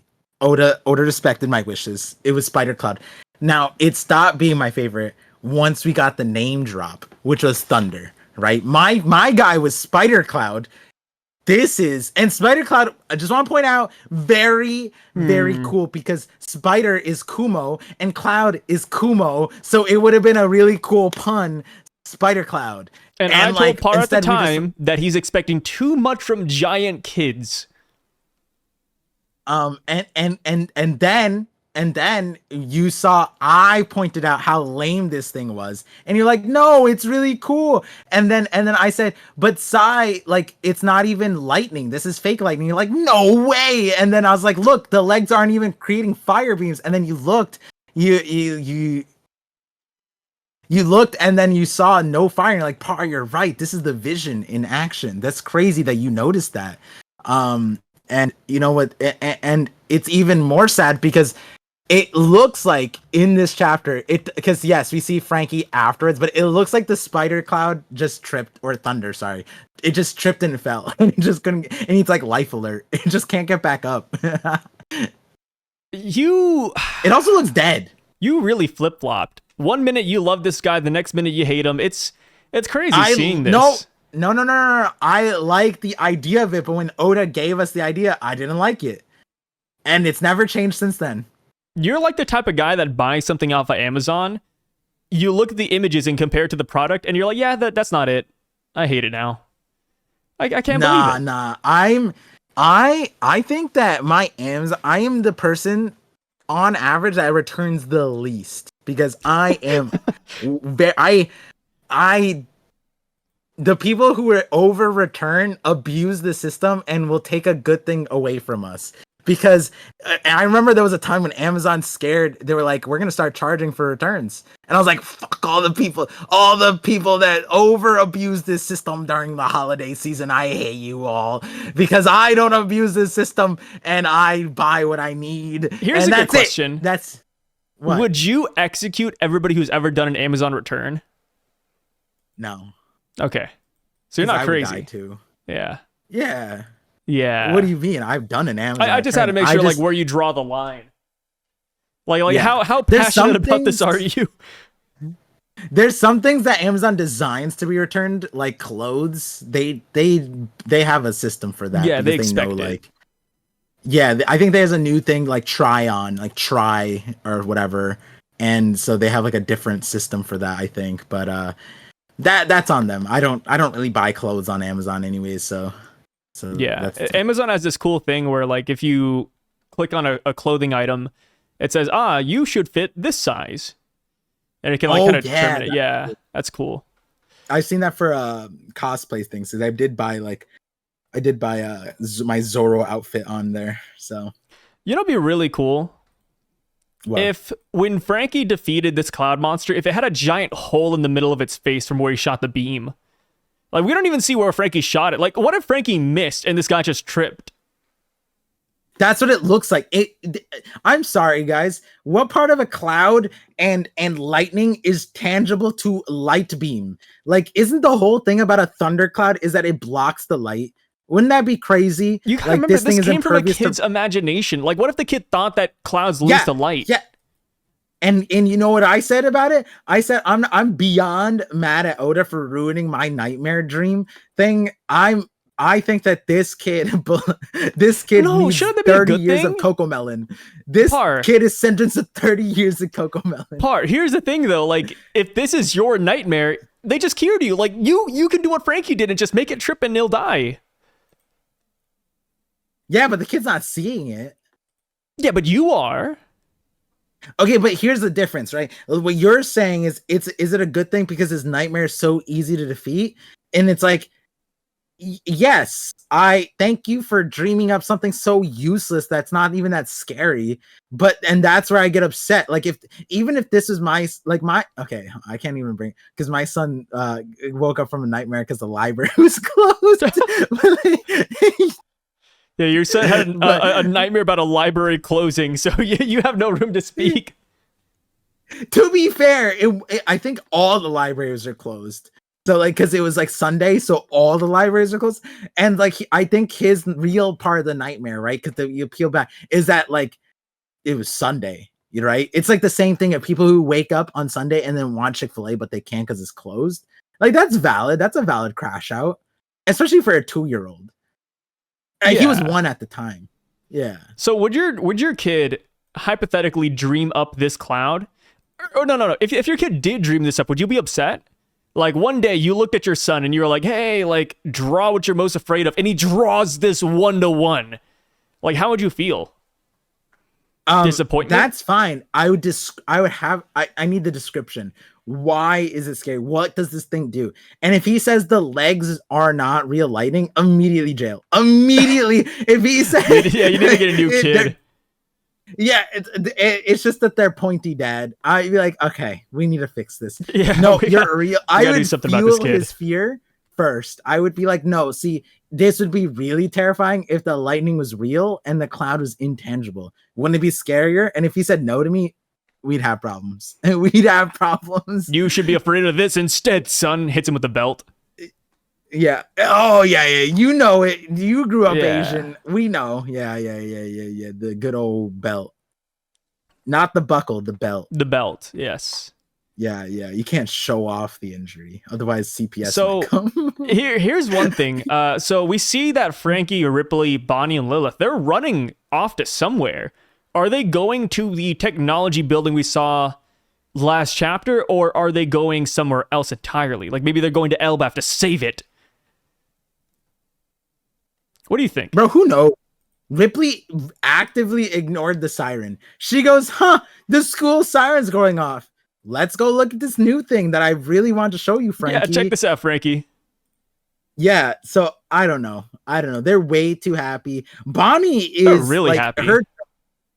Bonnie's drawing is like exceptionally. It looks like an emoji.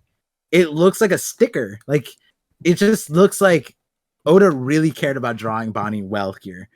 Funny if you say that. When I see Bonnie, the text I imagine below her, it just says minutes before disaster. Yeah. Because here's the thing. We see Bonnie in the same page where Gunko is talking about kidnapping kids and sending them to Marie Joie. So I kind of hope that Bonnie gets kidnapped too. Like if the God Knights are successful and they do kidnap Colin, Ilva, and all of them, I hope Bonnie gets kidnapped so that we can eventually meet her real dad. Or we see where Bonnie was held or not Bonnie, Ginny or something like that. That's jail. You did not just say her real dad. That hurts. What do you mean? That's not a real dad. How else would you describe the person that seeded Bonnie? It's the real dad. Donor. All right, yeah. 2025. It's the sperm donor, huh? No, it's technically her real dad. Life. Anyone can be a father, but you can't. Not everyone can be a dad. Okay, so I can't wait to meet Bonnie's true father. Is that a better way to put it? I can't wait to meet Bonnie's true father. So hopefully, this is gonna be sad because Bonnie suffered a lot. But if we met her real dad through the God Knights kidnapping her, I think that'd be a W. I want to see what that would be like. Like, would Bonnie even be welcome back?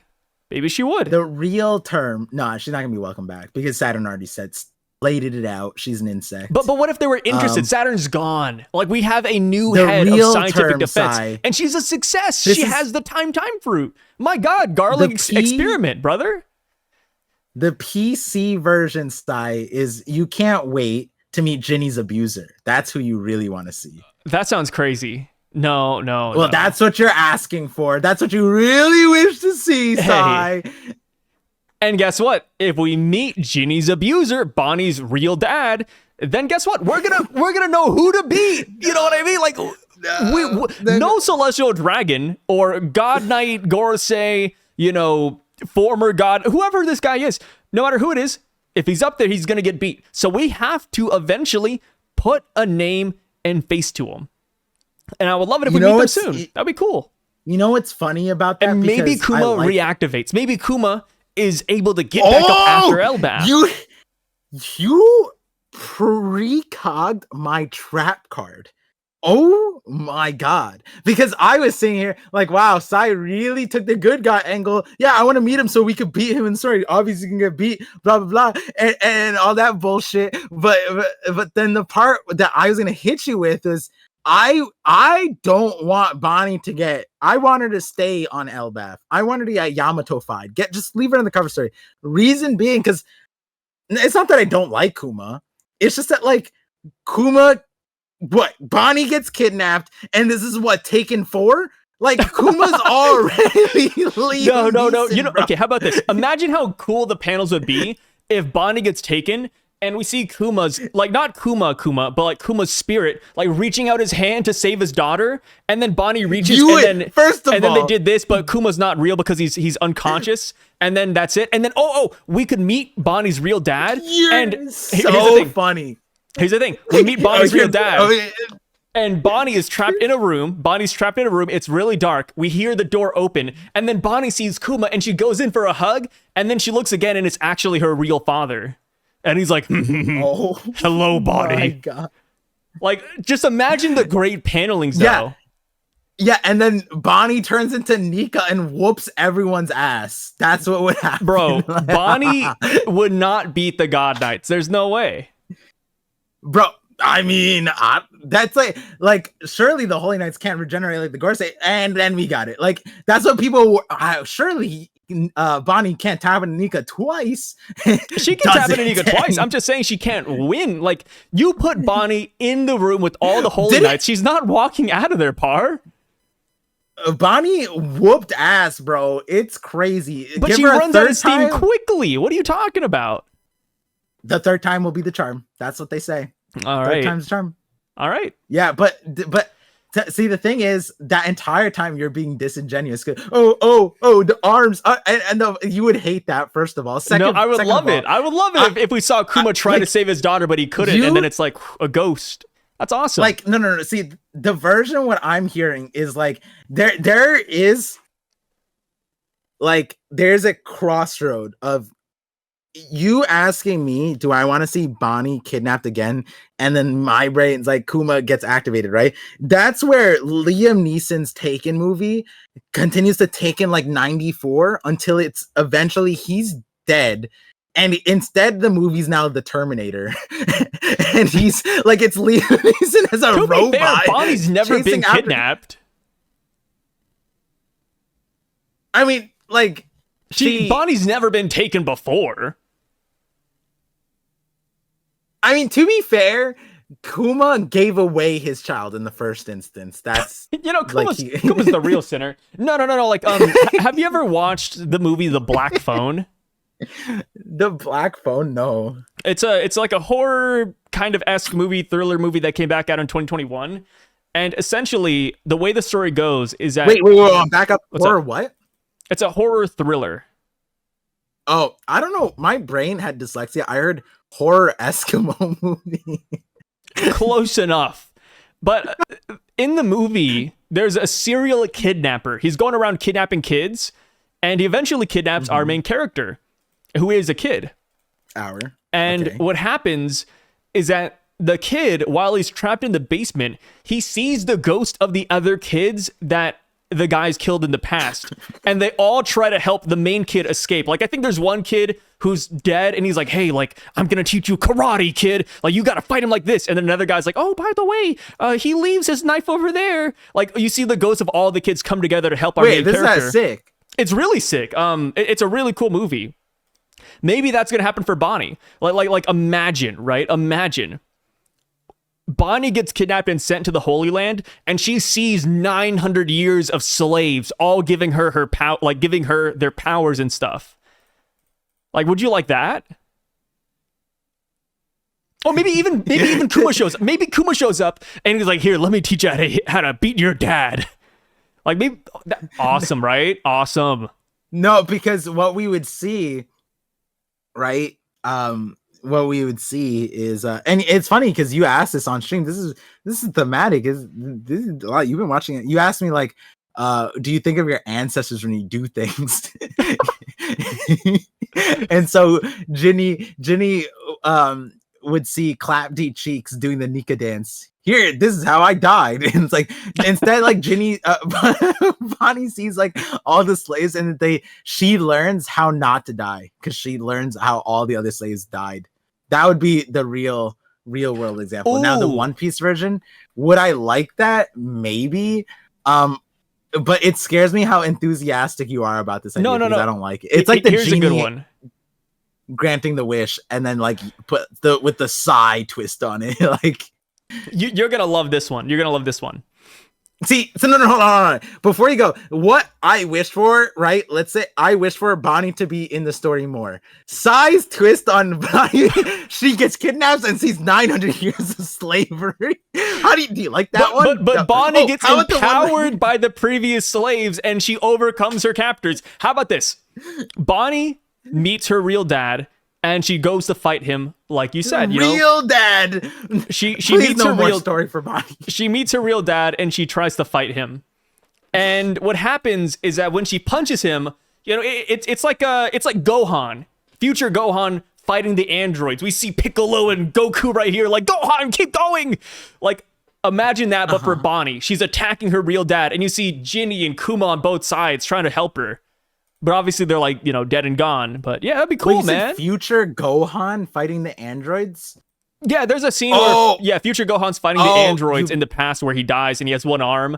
And then Piccolo and Goku come down from heaven and they're like trying to help him push. And they're like, come on, son. I thought you're stronger than that. And then Piccolo's like, go on, please. Gotcha. Yeah. I know what you're talking about now. Yeah, we could Wait, get is Dragon Ball Super coming back? Oh, that's a rumor. But nothing's confirmed. That rumor spins up like every couple of months. But yeah, so on your Black Phone Bonnie fanfic, pretty fire, huh? Yeah, pretty fire there, Sai. You got a good pretty fire. I know you like it. Yeah. Send that one straight to the oven, bro. Woo, ready to bake. Thank you. I'm glad you understand. Yeah. It's really congratulations on your recent hire as an Oda's editor. I'm really glad for you. Happy for you. Oh, of course. Thank you. Just wait till that happens, guys. You're gonna thank me later. Which, speaking of things that we spoke to existence, it turns out that Gunko did, in fact, use her powers for really dope defensive projectile things at least once. Yes, in the exact Gunko can redirect deflect. lightning. Yeah. She's like a Zula out of Avatar. Yeah, which is what I was saying, but also, you know what I realized? What's up? From this? Kid absolutely does not deserve to come back. Why? Gunko did what Kid needed to do on Onigashima. His power. So when I was looking at Gunko, and like I said it before, where it's like, obviously projectiles are gonna suck ass against her because she could redirect it. And I literally said she might be able to create like a passive shield around her, like arrows lined up. And when I saw it in this thing, she's using her hand, whatever. And I was like, we know that she can have multiple arrows up and positioned. So if she did, it'd be sick if she had a circle around her and it all pointed the other way. She could do that. And I was like, wait, that would look like a magnetic field like you'd see it in physics. And I was like, it looks like a magnetic field like physics. And I could just immediately start boiling because I remember you got mad because Kid got hit by lightning, and he's the one guy that was the way Oda could make him like Luffy. Luffy can't get hit by lightning because he's up like physics, because he's rubber. Kid literally looked at the lightning in the manga. You literally see the lightning's face eye to eye with Kid, and he's just like, Nani? And he gets hit. Meanwhile, Gunko doesn't have magnetism, can still do it better than him. You know what's funny? funny? What's even crazier? What's she up? doesn't even need magnetism. She doesn't need to touch the lightning and redirect other shit. Crazy. It's funny because during my review video, I did the same thing you just did, where I was, my review videos are not scripted. I have like bullet points of what I want to talk about, but it's not scripted. And I was talking about Gunko, and I was like, man, like she really does everything with her arrows. She spawns them up out of the ground. It stabs people. She can shoot it. She can create birds. She can fly. She can make herself really tall. She can speed herself up. She can twist the arrows, reflect, push people, pull people. And I was like, this is a new level of mastery. And I said that this is just how this is what people expected from Kid. Like, remember when we first saw the Jika Jika no Mi? And I was like, dude, like people thought he was going to be damn near Magneto. Over here crushing heads, blood bending with metals in the bloodstream, just every pain where he pushes and pull people. But like, he didn't show any of that. Like, Gunko is what every Devil Fruit user should be. somebody who has mastered the ins and outs of their fruit. They know everything about arrows. They know everything about their paramecia. That should have been Kid. That should have been Bellamy even. No one's even asking for that. Like, Kid just needs to know his, like, just needs to know ABCs. Like I hated, and people know I hated, because I randomly tweeted it out. Like, people were like, "Oh, Par, do you think it's possible the Kid is the 7th Vegapunk?" I said, "Shut the fuck up." No, he would be the stupid. dude. He'd be the stupid. I hope. Like, I hope. Look, no, but like, how, like, if you are Vegapunk level smart and you can't use the magnetism thing to block lighting, I don't just I would say very mean things about Kid. Like, he should there's so he's oh my god. I don't know. There he's just this self-delete from the story. It's just that's so why I obnoxious. want Kid back, though. I want Kid back so that he can run it back. He can fight again. Bring Run that it guy back back to what? Disappoint us more, bro? Like, you can't delete, like you can't be like, oh, he's just 8 years old. No, he's goddamn like 30, bro. He's had this fruit. It's not like Kaku. No. Who ate his fruit. He's gonna get stronger. Already. He's gonna get stronger. Already just watch. with pasta machining. Like Kaku is already like, yeah, devil fruits are actually really easy. You know what's insane too, Par? Like, whenever he awakens, he has a really cool power where he can assign A and B and do all that. But all he always does is just the railgun. It's just always the fucking railgun, dude. And, like, imagine Shanks. Shanks rushes. I mean, of course, you know, he got blitzed, so he couldn't react. But in an ideal world where Kid put up a really good fight, imagine Shanks rushes towards Kid, and Kid is like, assign A, B, and then Shanks flies backwards and hits the tree. Like, oh my god, like, that'd be crazy. Or, like, Shanks gets really up close to Kid with his metallic sword, and Shanks gets sent away. Like, whoa! Like, that would be a Kid fan's wet dream. Just Kid being able to utilize his fruit in really cool and smart ways, and his battle prowess is off the charts. I still think we can get that.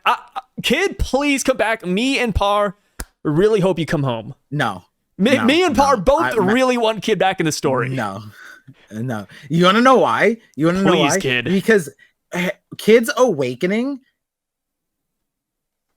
got no diffed this chapter. No diffed. Because Gunko can do the awakening without touching them. She literally redirected Jinbei and Brook to each other. What you described of the Shanks thing of, oh, go away. No touch. Just choked out Colin and dragged his ass backwards. Like imagine Shanks right here. Imagine Shanks as the shark. He would just fly backwards, which, you know, of course, Hockey would be like the whole mitigator here, but that'd be funny. Just like people run towards Gunko and they go the opposite direction. That's something. Kid has to awaken to do that to other people if Metal's not involved. Gunko can do that to anything. Yeah. It's kind of insane. And this is the problem, but also how cool it is, because we were saying, like, these powers are super bloated, like, there's so much to it. When does it stop? And realistically, all of the stuff that happened in this chapter, these are all things that you could easily tell were going to happen the moment we saw the Loki Gunko interaction. This is all just like in the cards. We got it confirmed, and it makes you wonder, right? Kind of like Killingham later on, and even Sommers a little bit, but Sommers is kind of understood. Like, when does Oda stop? Because here's the other thing about this sequence, and like, obviously we can go panel by panel. We're probably not going to do that, but like, the thing is, this fight that Gunko was active for, right? The parts of the Strawhats are attacking her at the start, at least, like the Zeus and the Usopp stuff. That wasn't really her fighting. She was monologuing, and they were doing their own thing. And the part where Gunko activates, it's like 1 second. It's less than a second. All of the Straw Hats, all are taken out all at the same time, and are all flying off the ship at simultaneous moments, which implies that you blink and they're all done. And yes, she didn't kill Jinbei, but she used Jinbei to knock Brook's head off, bro. That's insane. This like there's not in every part of this is insane, and then you add that she did it simultaneously, no effort, casual. She didn't even sweat. I didn't think she even opened her eyes. And Sai put the cherry on top when I was saying this on stream, which is that she does this and immediately gets on the phone, Killingham, like, you good? Like, what? Yeah, like as the Strawhats are still flying off, she's like, "Hey, Killingham, what's up? How's your job? You good? Yeah, you having fun?" Yeah, and we said it right, like Jinbei. Here, I think the biggest miscalculation for me was recognizing that like she could redirect people that easily, because I knew projectiles, but I didn't think that she could just like turn Jinbei and Brook stabs Jinbei in the arm. Yeah, like he couldn't stop that. You know what? Another thing I thought about too, and what people right now are saying, oh, like if only Jinbei used hockey, if only there's a hockey user up here. And I agree, you know, if only Jinbei used it. But here's the thing as well, we haven't seen Gunko use hockey yet, and we know that Paramecia users can utilize hockey in conjunction with their devil fruits. So who's to say that, you know, you use hockey to try to get around her arrows, but she uses hockey too, and then it's a stalemate and you get flung away. Like that's one of the craziest parts.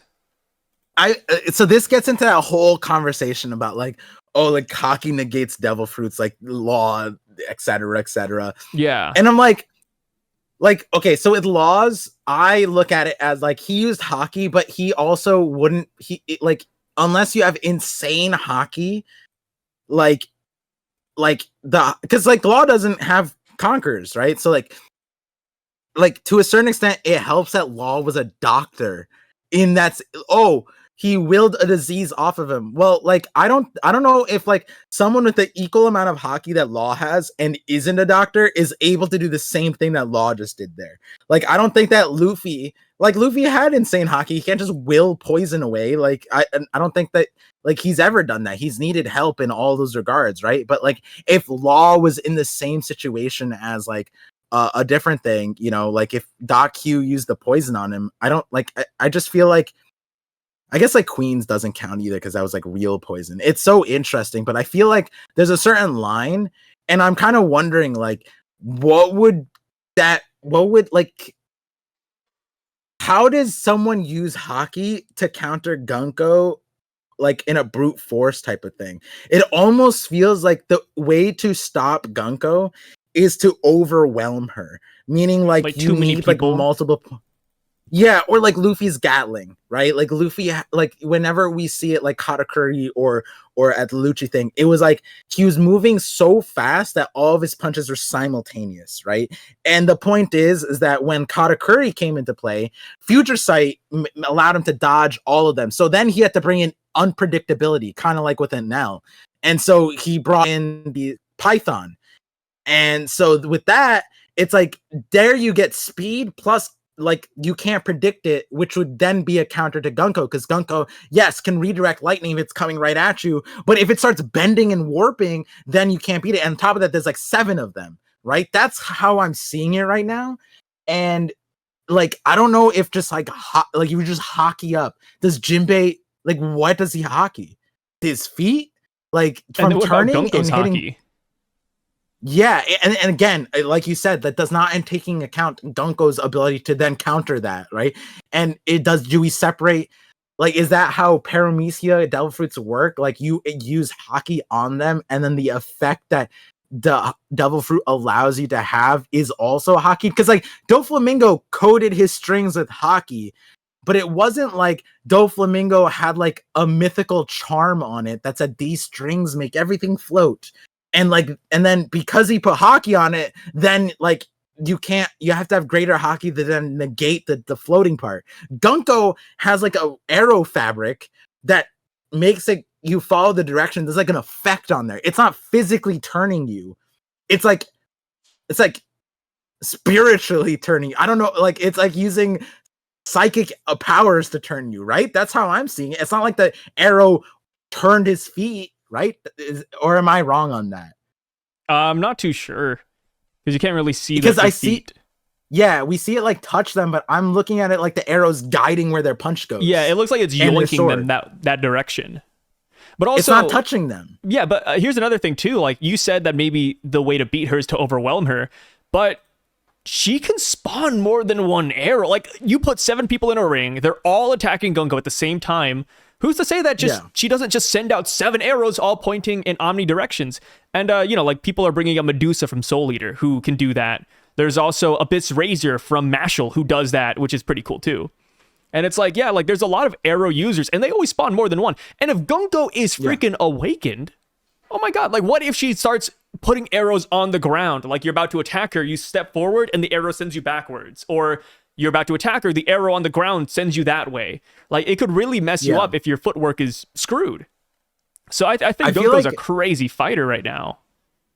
Yeah, I think like it gets to a point where like hockey negating devil fruits is like a thing, but then there's also like the devil fruits negating devil fruits, like Blackbeard, right? Blackbeard's an obvious one where it's like, yeah, that's how he gets around it. He negates the devil fruit. How does Luffy get around it? Well, he can also negate devil fruits because he just makes everything bouncy. And so like to a certain extent, like can he negate the effects of the devil fruit because he's just like Joy Boy Nika? Like, like is there a world where that happens? I don't know, but like okay, that's how Luffy and Blackbeard get around their main character type of things. What about Zoro and Sanji? Can they, like, how do they fight this? Like, that's insane. Can, like, Zoro cut fate? Like, is that what we're gonna get to? Because that would be sick, sure. But, like, it's just, like, hard to literally wrap your head around the direction of how that fight would go. Because previously in One Piece, if you had a character that had a broken devil fruit like this, you'd balance it by not making them a combatant, right? But Gunko is clearly a combatant, and she's hella strong, and she hasn't used Haki yet, and she's already like the thing is like she took out a Jinbei level character pretty easily, and that's really hard to do, right? I think that was like our bar of like protection a little bit, like, oh, like they're not gonna die, Jinbei's here. And like, yeah, they didn't die, but they all got whooped ass, right? Like they have Gunko's mark on their butt cheek after this one. Like this is a crazy spanking that they took. Yeah. And and then I didn't even realize the translation aloe, like aloe vera. Aloe faded apparently arrow? That means arrow's edge in Japanese, or it's something of the sort. I saw some like translation that explained it. I thought that was Brooks' thing because he has the notched arrow stuff, so I thought it was his at first. But then I reread it. I was like, faded arrow. Oh, wait, that's Gunko. Aloe. Yeah, I gotta look into that. That's kind of sick. Maybe she can heal. We even talked about really like the whole regeneration. Like the regeneration that she has is also insane. Oh my! Yeah, you add in regeneration to everything we talked about, and it's like, okay, like if she can awaken, if she has Haki, like, and then she can regenerate, and then what if she has more Gorosei powers? And I want to pass this on to you, but we still don't know anything about the Gorosei transformations, right? Like they look like mythical Zoans, but we've seen that Oda, he showed us killing him, said, oh, this is a mythical Kirin, like this is the dragon no Mi, and it's like, oh shoot, like Oda didn't forget. But at the same time, then why didn't he give that to the Cerberus? Why didn't he give that to Gyuki and all the other ones? Since Gunko has shown us 2 out of 4 Gorosei abilities, the Abyss Circle and Regeneration, do you think there's a chance that she can transform on top of it? Which I know it's kind of like beating a dead horse, because like I am that guy who like loves that theory. So I have like stakes in this. So I think I'm pretty biased when I bring up this theory, but I want to hear your opinion. Like, do you think she can transform on top of having these crazy busted Paramecia abilities? I don't think she can because she's not a saint. Yeah, but I think that saint characters can. So you think that Sommers and Killingham and Shamrock, for example, can transform like the Gorosei? Yeah, Killingham's a weird one. Because I remember asking you about this few weeks. Do we think that he has a Zoan and a transformation? And I think we both kind of said like it's possible. I don't see why not. Especially because Oda introduced him in his hybrid form already. So it's like, it's interesting the spot that Killingham is in because he's in his zone. He also, I got to ask you later, but like, the sequence was interesting. But yeah, as far as Gunko goes, I don't think she has a transformation. It might be related to the Saint thing. But I'm cautious to even say that because I would have thought that actually I wouldn't say like I would think. I didn't think her not having regeneration was not plausible, but now that it's confirmed, it's almost a question of like, does the Saint title not even matter? Like, is Oda doing it for like a lore reason? Because like if we were to gatekeep something, it'd be like those crazy powers that are associated. But she already does the teleportation, right? Like she already has that. She has the regeneration on top of that. It's insane. It's insane. And so it's like she's not even a saint. The one power that they're missing, that they did not utilize when they had the chance to, so far, was telepathy. Because she does call them up on the Denden Mushi. Yeah, true. Yeah. True. Yeah, and it seems like the other Holy Knights are also barred by that too, because they're reliant on the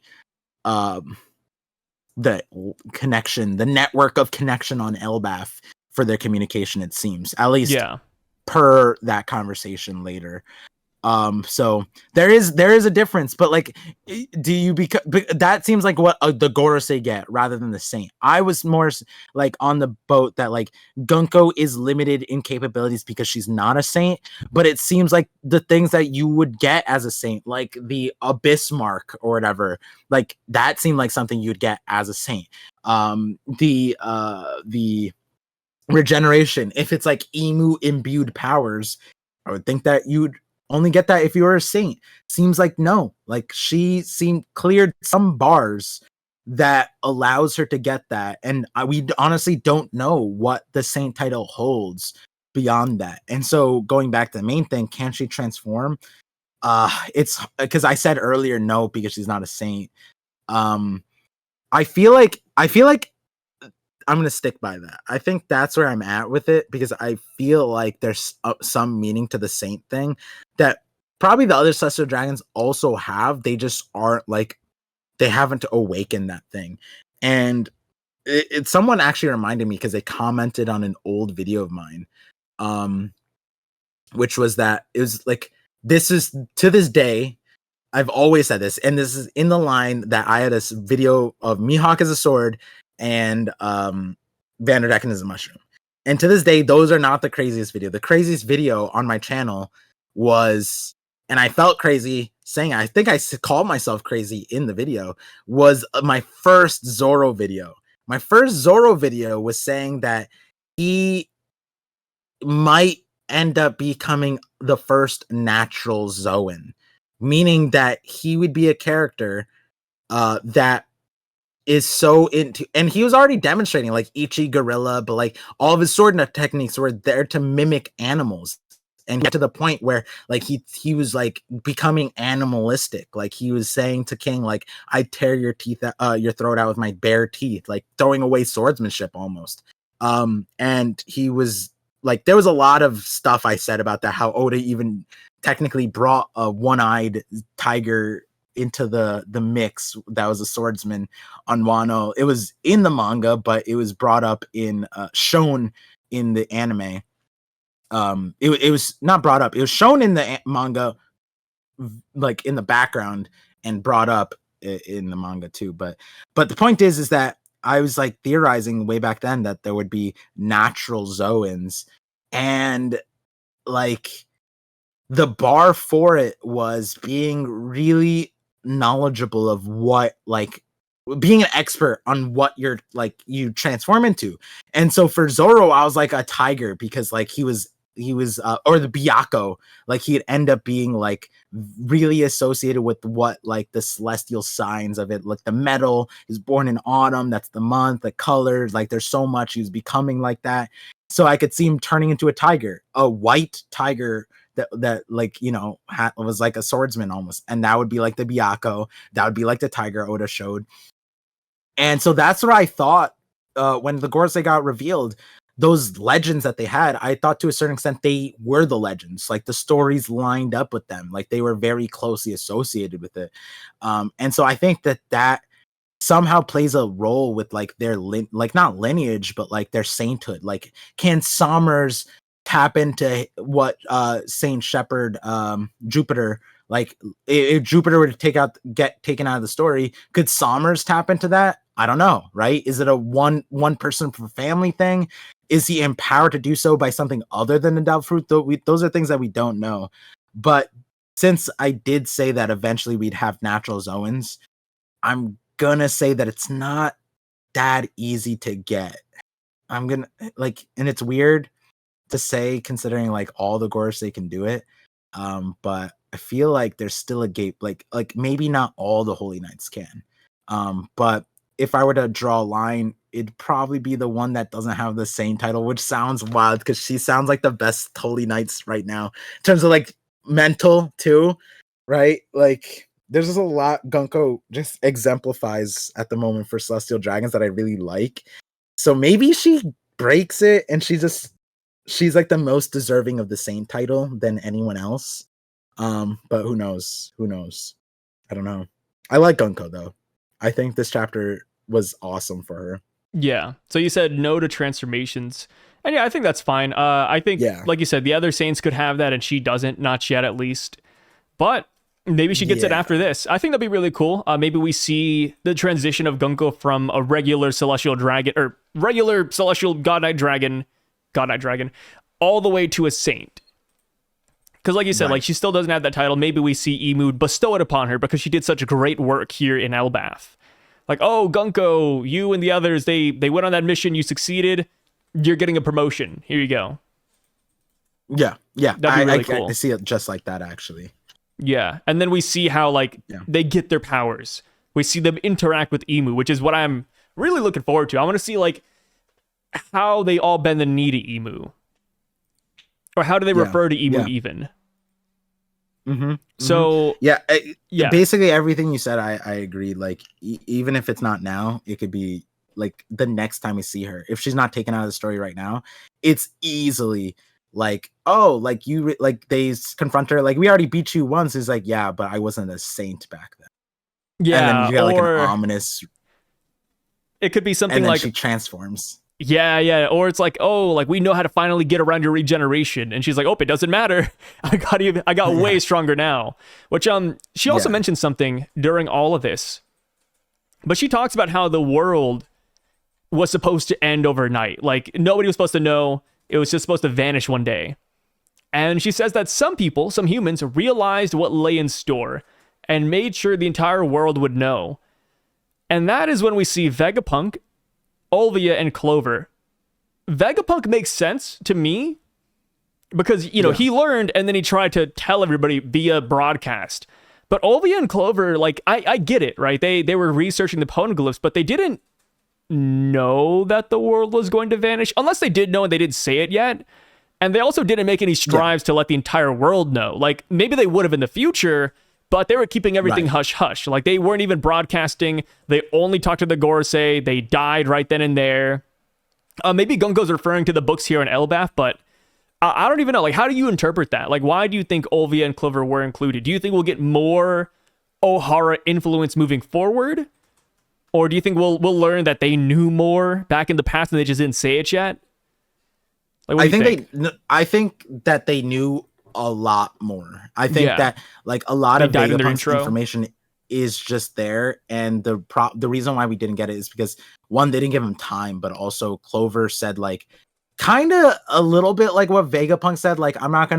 He basically said, as far as the world goes, I'm only gonna tell you the things that I know are factual, right? So that's what Clover kind of said, which was because they knew the name of the ancient kingdom, which that's pretty deep into the thing. I mean, Vegapunk probably knows it too. If it's based off the Ohara research, he probably knows it too. It wasn't probably a Clover only thing. And that's also interesting because Robin might know it as well, because she knew all the stuff to a certain extent. She was reading alongside with them. So unless it wasn't a written down thing and Clover was about to spoil his own research, it's wait, he knows the name of the angel. That's kind of crazy. But he did say something let me tell you my hypothesis at this point. And, the hypothesis is interesting because not that it wasn't veiled that hard, but the poneglyphs that we've read so far don't really even like tell you that, you know what I mean? Like the ancient weapons, all that stuff, like the war that talked about, like that's on other things, I guess. But like Vegapunk kind of verified that because of Emeth, right? Like in a lot of ways, he's like, oh, they were super advanced beyond even me because I can't recreate this thing, right?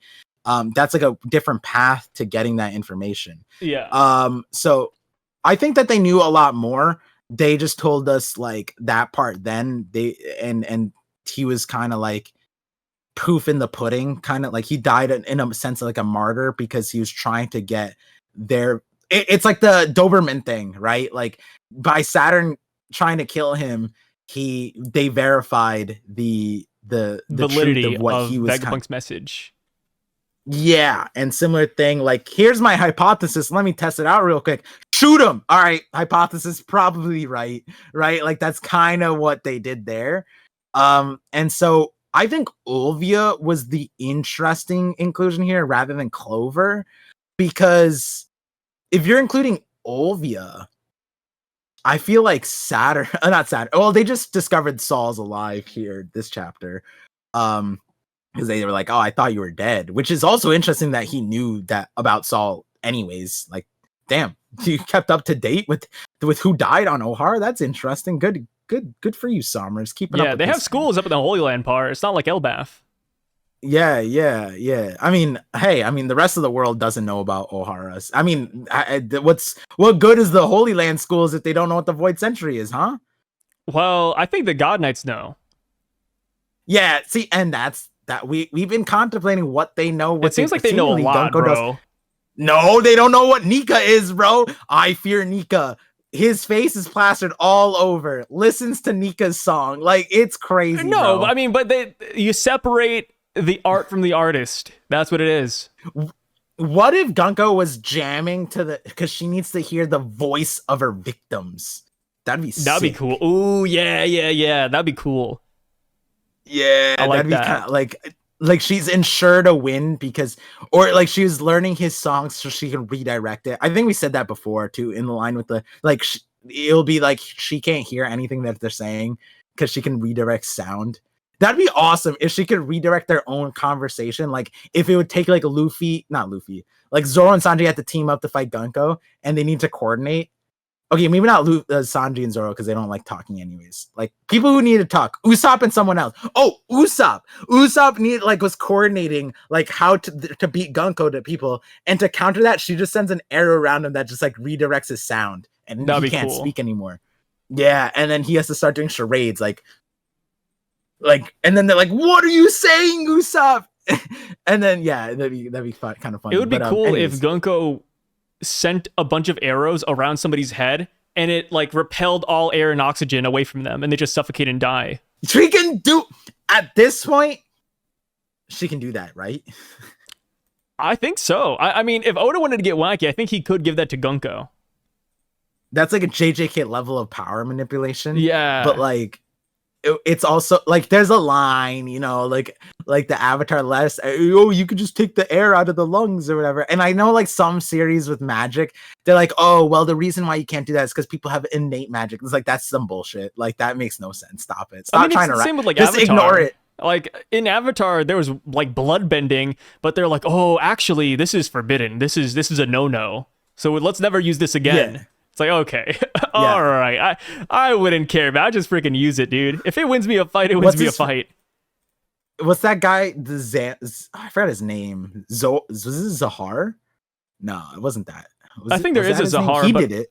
Yeah, I was thinking about like the lady from like the original Avatar. Oh, I forgot her name though, but yeah. Yeah. So yeah, Gunko can, but will Oda let her? Will Oda make her that broken? So what's really cool is that during all of this, Usopp shoots out a skull grass bomb. And I love that Oda included this, but he includes the fact that Gunko sees it coming and she just doesn't care. Yeah. Like he aims it up, he shoots it, and she literally watches it come. So I've said this before, but it's a very different sense than Saturn, who a lot of things kind of happen to him non-consensually. Like, I don't think Saturn wanted to get hit left and right. He just kind of got hit. But Gunko... Except for that one time Bonnie stabbed him. Yeah, That that was one. consensual. Yeah, that was consensual. But at least for this part, it's like, oh no, she saw it coming. She didn't want to die, and she just took it, and she flexed her regeneration. So I love the portrayal of this regeneration a lot more. And yeah, I just think overall it's been pretty solid. People are saying that this might be a devil fruit thing rather than Gorosei regeneration. How do you feel about that? Like all devil fruits can do this? No, like just the arrow, like the arrow's like regenerating her body. No. Yeah, I don't think so. I could see why people think that, but it's not where I'm at right now. Yeah. Yeah, I can't see that. Oh, that fate of the arrow, I will not die from this. Like what? The fact that you know what? I'm gonna go out on a backwards limb. and it reverses time. I would sooner believe that she didn't get that damage from Usopp's projectile, and she did the damage just to show off. Like she just severed her upper body and disintegrated it. Because like, has Usopp ever is she that frail? Like, hasn't Usopp had people? Usopp's hit people with this before, yeah. Yeah, and it doesn't do this. Yeah.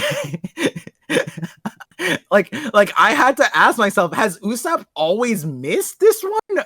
I think no. I'm pretty sure he's hit somebody and they don't just get disintegrated. Yeah. Like they're like, that's overkill, Usopp. I'm like, no, I don't think Usopp thought that would happen either. Yeah, it's definitely not what Usopp expected, but it's what we got, damn it. But I do think that he got hit the hardest because he hit her. What do you mean? Like, cause I mean, like she personally hit like I think with the Nami one, it was like, cause Nami flew away so aesthetic, like Gunko like just equalized the power, right? But Usopp, she did not hold back. Do you think that who hit Usopp harder? Is it Ulti's forehead or Gunko's knee? Which one hurt Usopp more? I'd say Ulti's forehead, just because we saw like the skull crack. Yeah, but I mean, don't you think we can't really gauge the damage? Like Oda could have done the same thing, like gave it a Mortal Kombat fatality where Gunko knees Usopp and we see like his jaw break. Which, to be fair, like I feel like if I got kneed like that, my jaw would break though. But you know, I think the anime is gonna show that. I think they're gonna do an X-ray. Yeah, dude. That'd be cool. Like, I think it might be that Usopp recovered from like how wounds heal stronger. So he recovered from Ulti's smash, and this is the damage that Gunko's knee is. So I think if Gunko were to collide with Ulti's forehead with her knee, she might crack Ulti's forehead. She might crack Ulti's forehead. Sure, yeah, why not? Yeah, I'm down with it. And yeah. Now, and the other, she used the arrow here or no? Because I remember you said like we don't have it confirmed. It's hard to say, but like she gets faster on the arrow. Did she get faster here? Yeah. Interesting. She skated on that. You got that censorship right there. She sped up with the arrow. You don't really see it here per se, but when she was fighting Loki, whenever she did the what is it? Like whenever she like first stepped on it, like you could see the zzz, and it looks like the arrow shoots her forward. So this is like a sped up kick or sped up knee. Gotcha. You don't really see the zzz here, or at least I don't see it first off, but yeah, I'm assuming now, she's still sped up.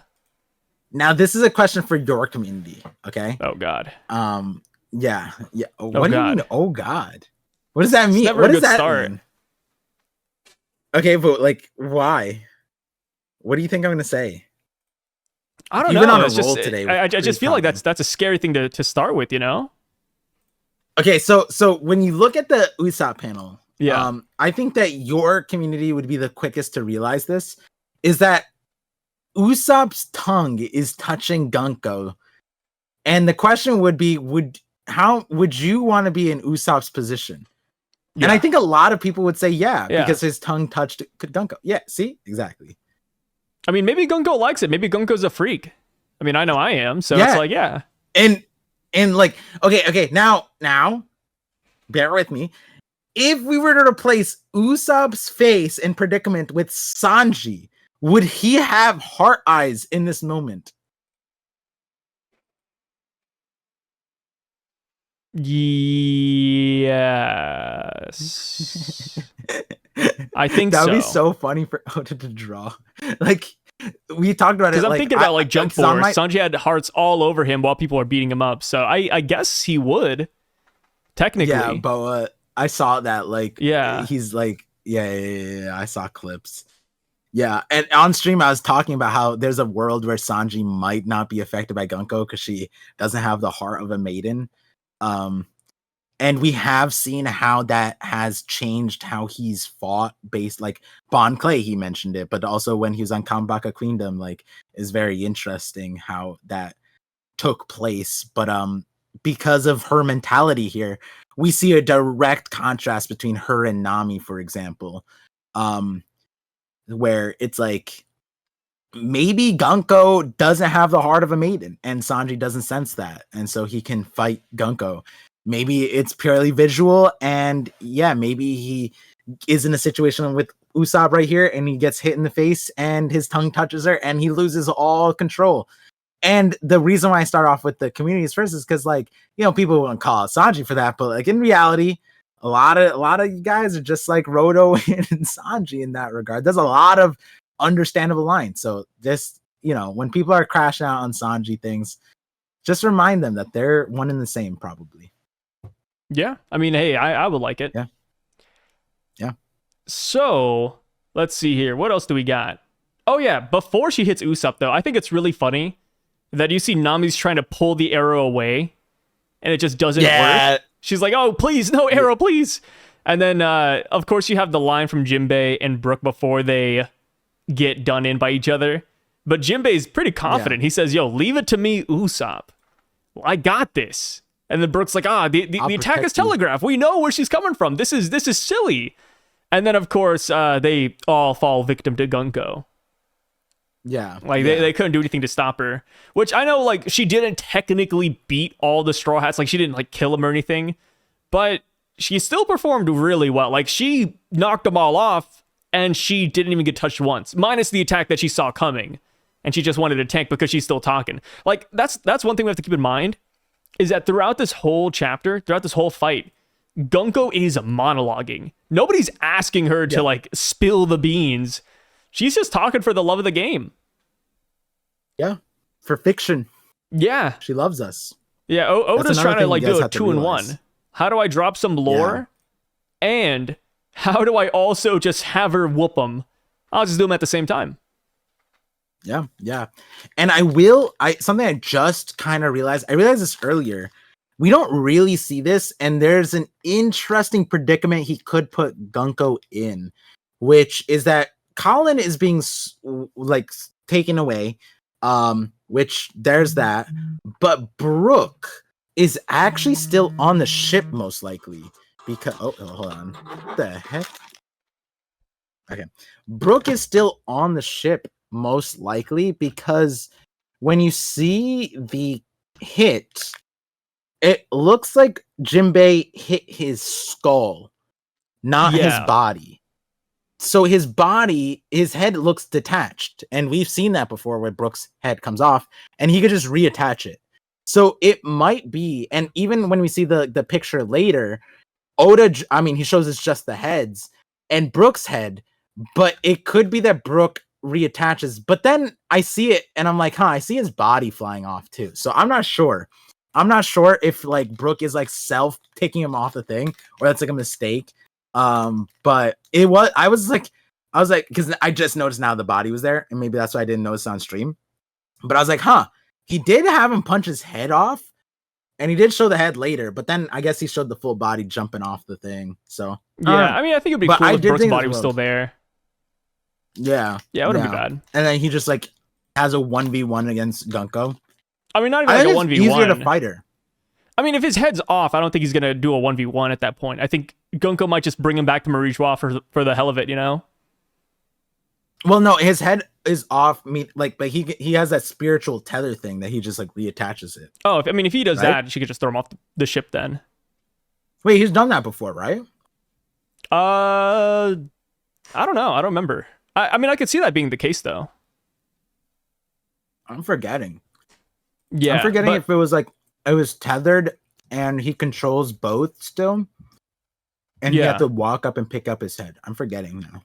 Yeah, but either way, like, I think both scenarios are fine. Brook's body's still on the ship, sure. Brook fully got knocked off, sure. I think it would just be fun if his body was still there so that we could see like a Gunko interaction, because we don't get that this chapter, right? Gunko is straight business. She doesn't mention Brook at all. And I wonder if that's because she doesn't realize him, or if she just separates Brook from the music, or maybe she doesn't know who the Soul King is truly. Like, maybe it's just like, oh, I heard his mixtape, but I don't know like anything about him. Or maybe she only knows the... No, I was about to say, like, maybe she only knows the live version of Brook. But I have seen one theory that... I mean, you've seen this theory as well, but like Gunko having split personalities. Like, Gunko is Emu or something of the sort. And, I haven't seen it, but I heard it. Yeah, the split personality took over, and that's why Gunko hasn't said anything. And in this chapter, you don't see her right eye.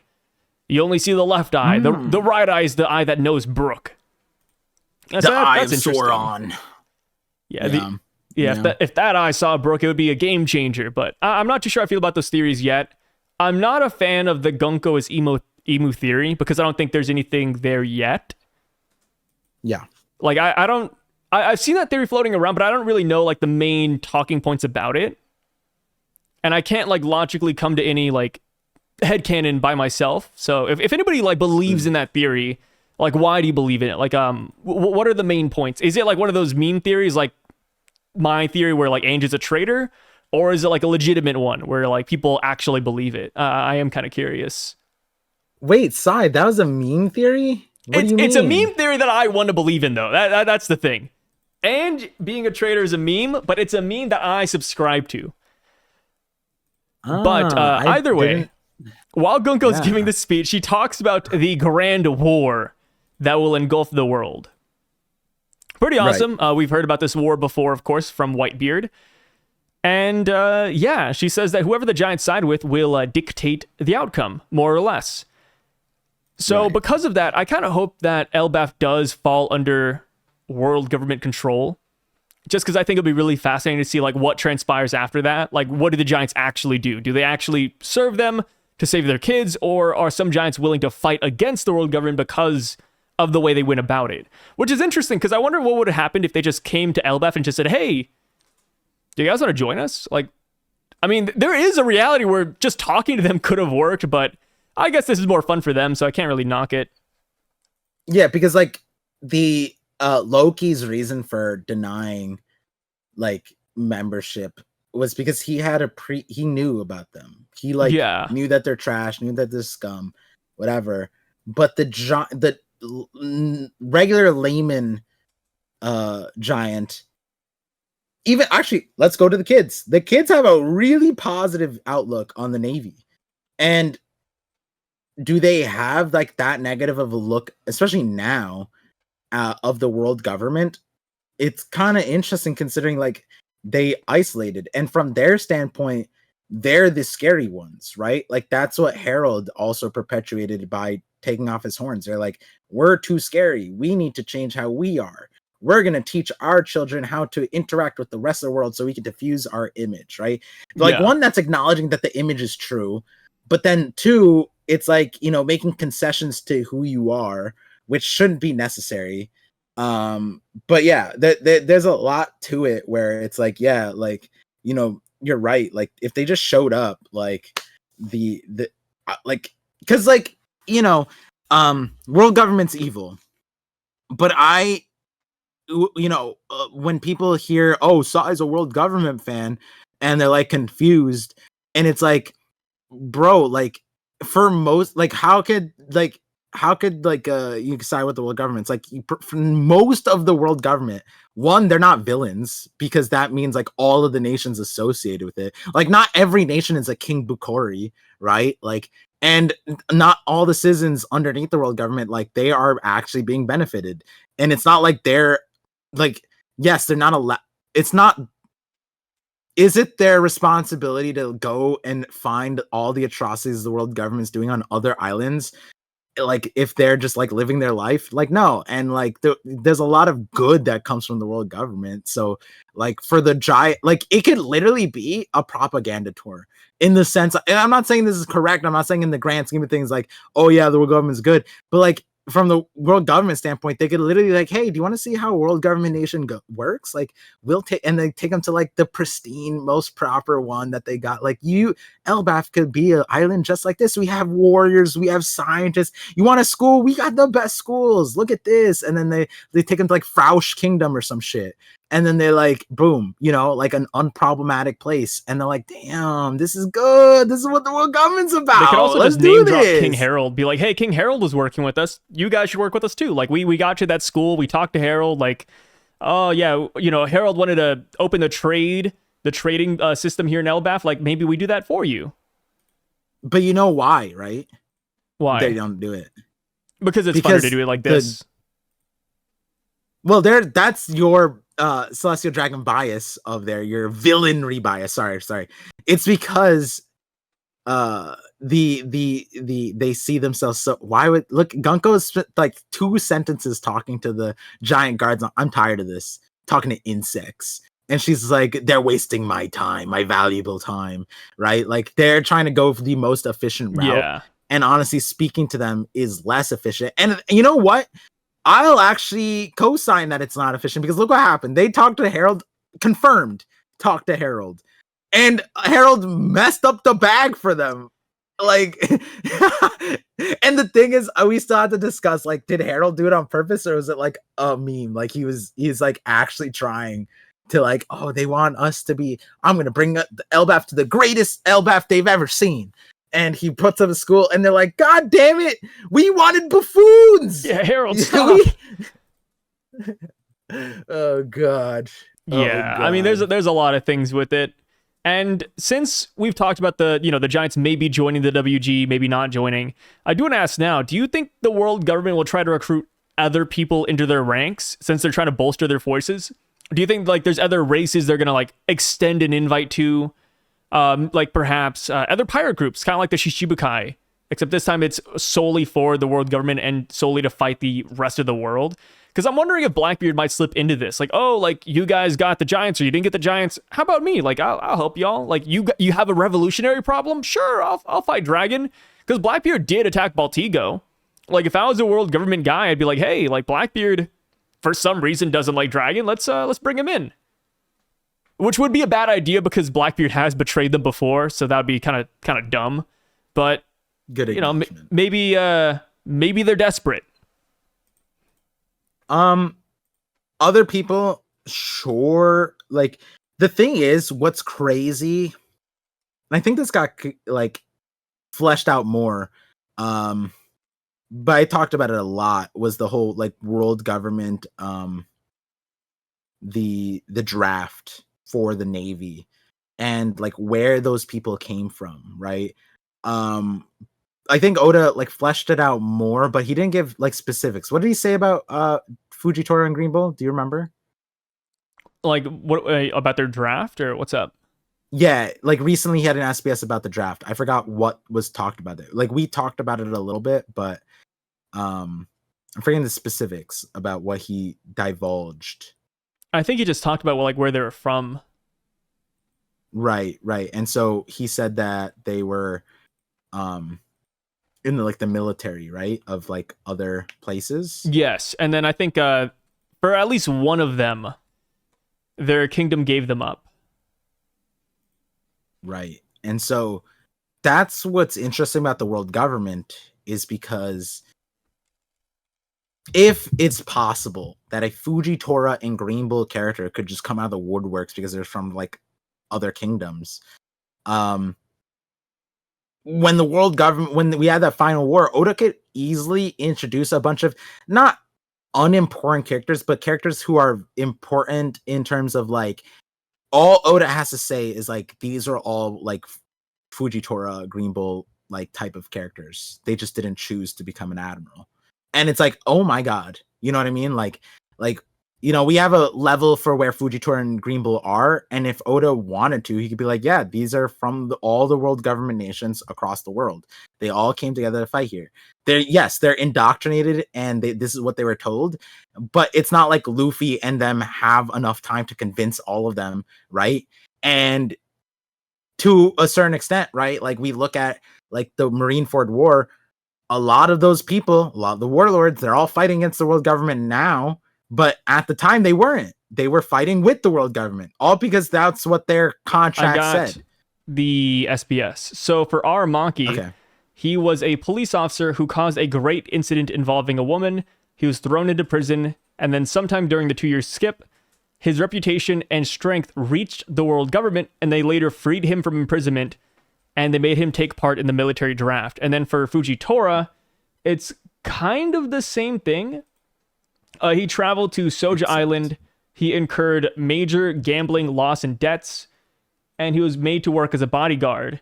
His strength also caught the attention of the world government, who brought him into the military draft, and that's where he became a admiral. I'm remembering now. So yeah, the world government did search them out. They really scouted those guys out. So maybe they do scout out more pirates for this final war, or not even pirates, but like criminals.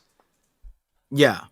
It just needs to be people. That would be like Ashura Doji. That'd be like Odin. Odin was like that too. He was in prison. Yeah. And he was made to do stonemasonry work.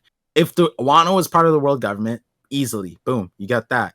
Like, to a certain extent, Kiros, before he became famous, was just like a Colosseum gladiator, right? Boom, you get a Kiros. And like, again, saying Kiros sounds silly, but like, he was the island's hero. They could literally just go to every kingdom, every island, and poach all the strongest people. And that's not going to be that hard. They literally did that. So, and now I'm remembering where I come, because you told me that this is like during the deep part of my break when I was like really gone. And you told me about the SBS, and I was like, oh, the world government draft, god damn it. But they didn't say anything specific about what that draft was, which is part of a video that never posted, but can still post. I did talk about it in shorts a little bit. Oh, I did talk about it in shorts. That's how I did it. Anyways, point is, as far as what were we backing up on? I forget. We were just talking about like people that could be recruited into the world government for the final war. No, but we were bouncing off of something off the chapter. We talked about Blackbeard maybe joining in, the Revs, other races and kingdoms. Oh, recruiting other people for, like with the Giants, right? Like, yeah, it's kind of interesting because like the Giants are okay. Like that would be like putting Oimo and Kashi, like putting the Giants in the same situation as Oimo and Kashi on Eni's lobby. They were doing it to save their captain, and they were fighting like Luffy, whatever, but they didn't know Luffy. But it's a very different thing because it's been like verbatim. Luffy is their sun god. They revere Luffy. And like, essentially the predicament is like they would expect the Giants to fight on their behalf for their children against their savior. It's a very different circumstance than what like Oimo and Kashi were at, because there's no balancing act, right? Like Oimo and Kashi were just fighting intruders to the island. That's not a big deal, right? Versus this one is very odd in the sense of like yes, you have hostages, but also like their best chance of saving those hostages is the person you want them to fight. So it's like, huh? Like, I mean, I guess the opposite is like they could just, but yeah, it's kind of weird when you wrap your head around that circumstance that they want the Giants to act. Would the Giants do anything? Like their kids I feel like die, they would. But like the reality is the world government's asking them to beat Luffy. Do they think they could beat Luffy? No, I don't think so. Right? No, but I mean, if they were going to lose their kid, I like to imagine they'd probably try. Or maybe not even But, like fight Luffy right away, they- but like fighting other people, right? Because it's not just like Luffy is the main enemy of the world government, but there's more than just Luffy. But like, okay. Basically, do they put more reliance on Luffy keeping his side of the bargain or the world government keeping their side of the bargain? Right? Do they believe that Luffy can save the world and like their kids, or do they believe that their world government will win and kill their kids if they don't help them win?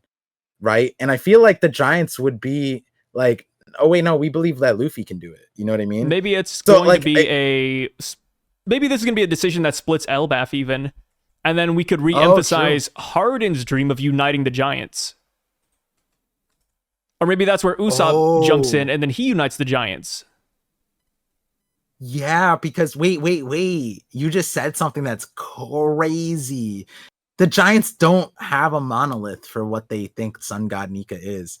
What if they see Emu?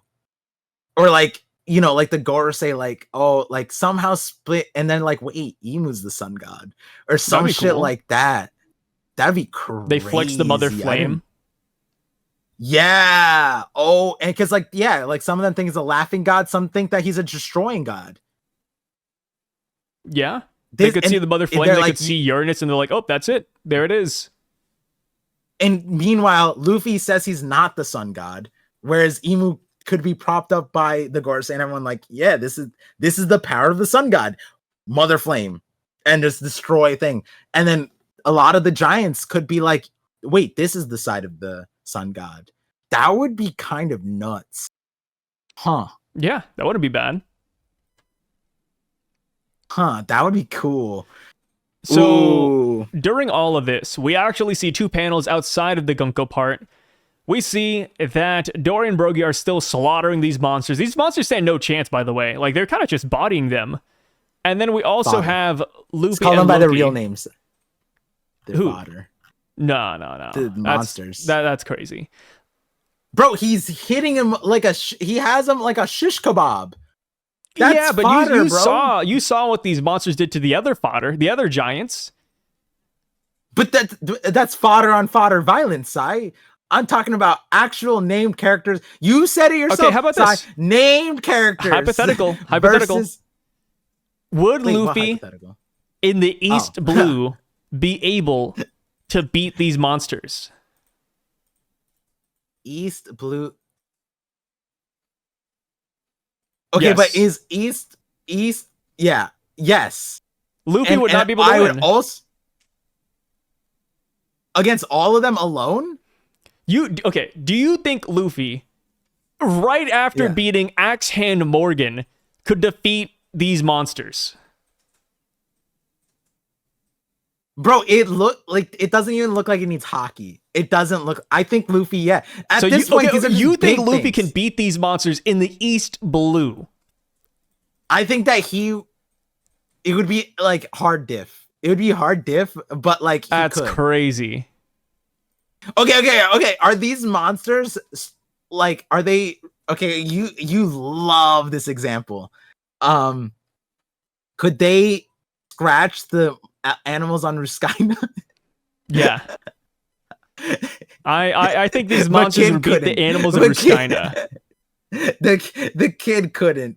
Those of you guys who don't know, Sai was coping for a kid and then asked me, hypothetically, Par, do you think that kid could scratch the animals on Ruskaina? That he said. I didn't say that. I didn't say that. You said my example was that could kid leave scars on the animals of Elbaph? It's very different.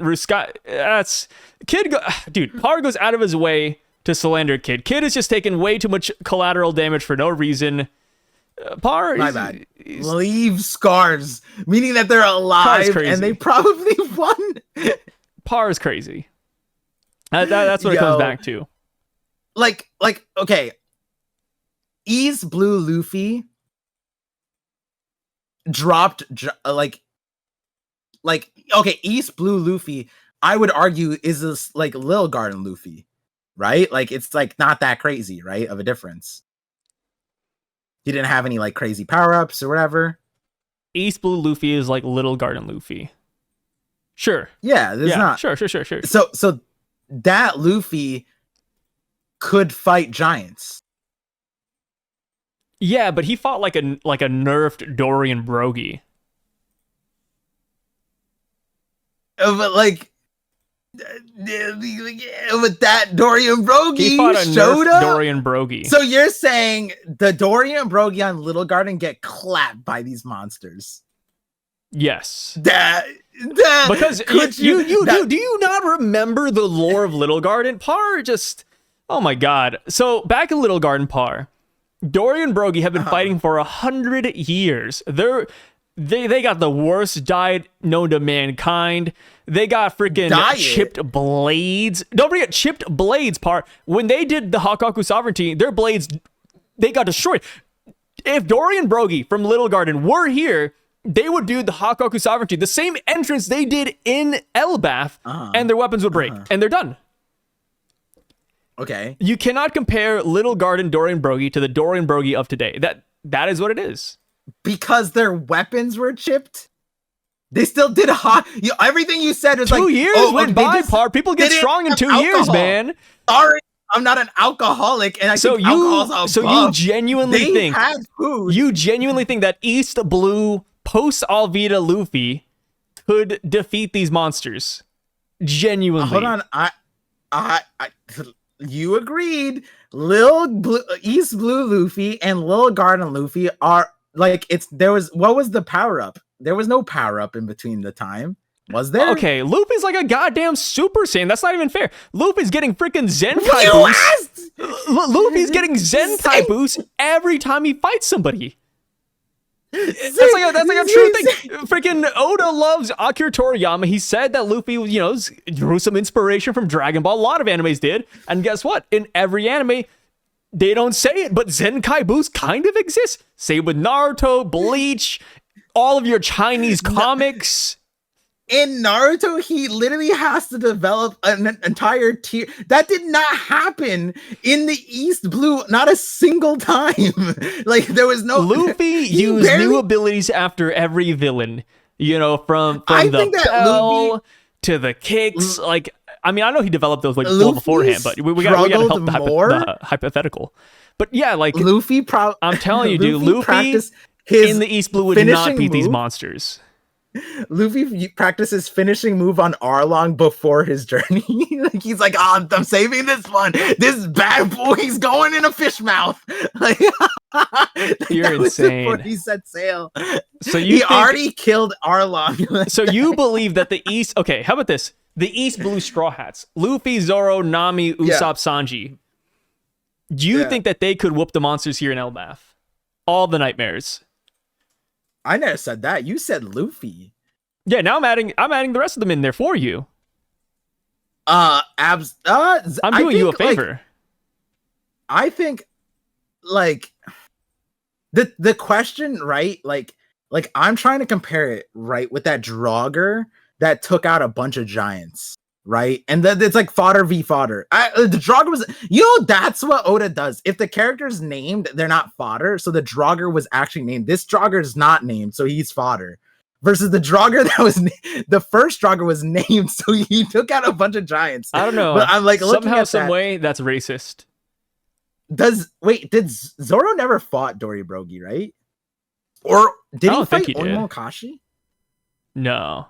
I think all the Straw Hats went over Oimo and Kashi. Yeah, Usopp was there. Usopp didn't fight Oimo and Kashi. But he was sitting on his face. At the very end, yeah. Yeah, I'm forgetting that part, but yeah, all the Straw Hats went right past them. Damn, does that Zoro fight? I forgot. East Blue Zoro, does he beat the Nidhogg? The Nidhogg is... Oh, wait, Nidhogg. Nidhogg is not the... Because Jormungandr was the stupid one. Nidhogg? Nidhogg's the dragon. Zoro? I mean, you said that Luffy could beat the monsters here. I mean, does the Zoro beat Nidhogg? Nah, I don't think he beats Nidhogg. Oh, wow. I think Luffy could, though. So East Blue Luffy beats the Nidhogg. Guys, please weigh in. What do you think about this? I think, Please. What do you think about what do you think about East Blue Straw Hats beating these monsters? Oh, wait, hold on. Zoro, Sanji, Luffy. I think it would be like, okay, you know what it'd be like? It'd be like they could take down one pacifista, right, on Sabaody, and right, like, but they did it. It was extreme diff, sort of, or whatever. It was like they all used everything. But that one they had like their evolved moves and everything. Like they had like Gear 3. Yeah. And the rest of the crew were still there too. Like the rest of the crew was still fighting the pacifista. Yeah. I mean, what's interesting is that it's like the Giants aren't using hockey. That's what's really, if they're using hockey, then it's absolutely no, right? But like, I don't know if they would like survive. I think they would ultimately lose against all of the monsters.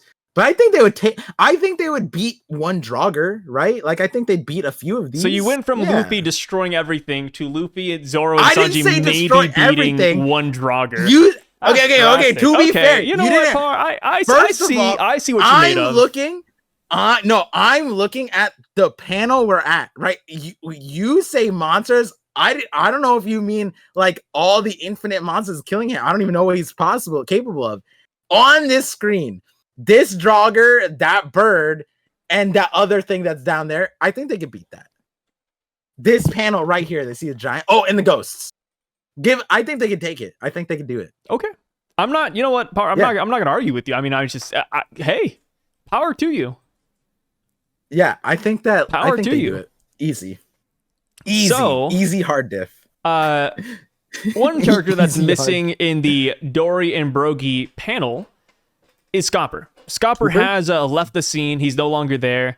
And now we're just kind of wondering, like, where is Scopper going to go? Like, is he going to go to Killingham, Summers, or is he going to go to Gunko? Or just to save his son? Because his son just kind of, I don't even know. He just got yipped away, right?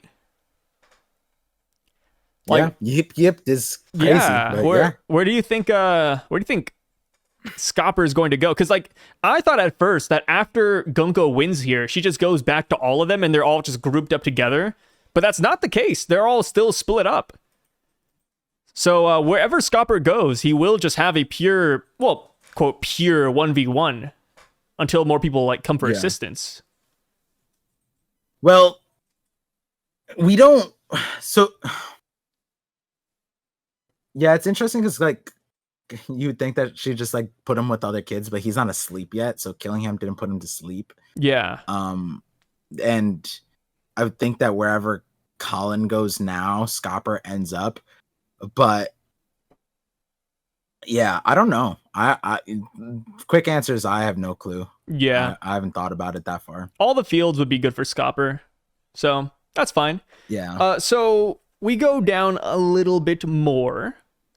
And we see that Luffy and Loki. I have an idea. What's up? It could be that Scopper's gonna go down to the Straw Hats. Like not Straw Hats, like go down to Luffy and them. Oh, and because we were talking about it.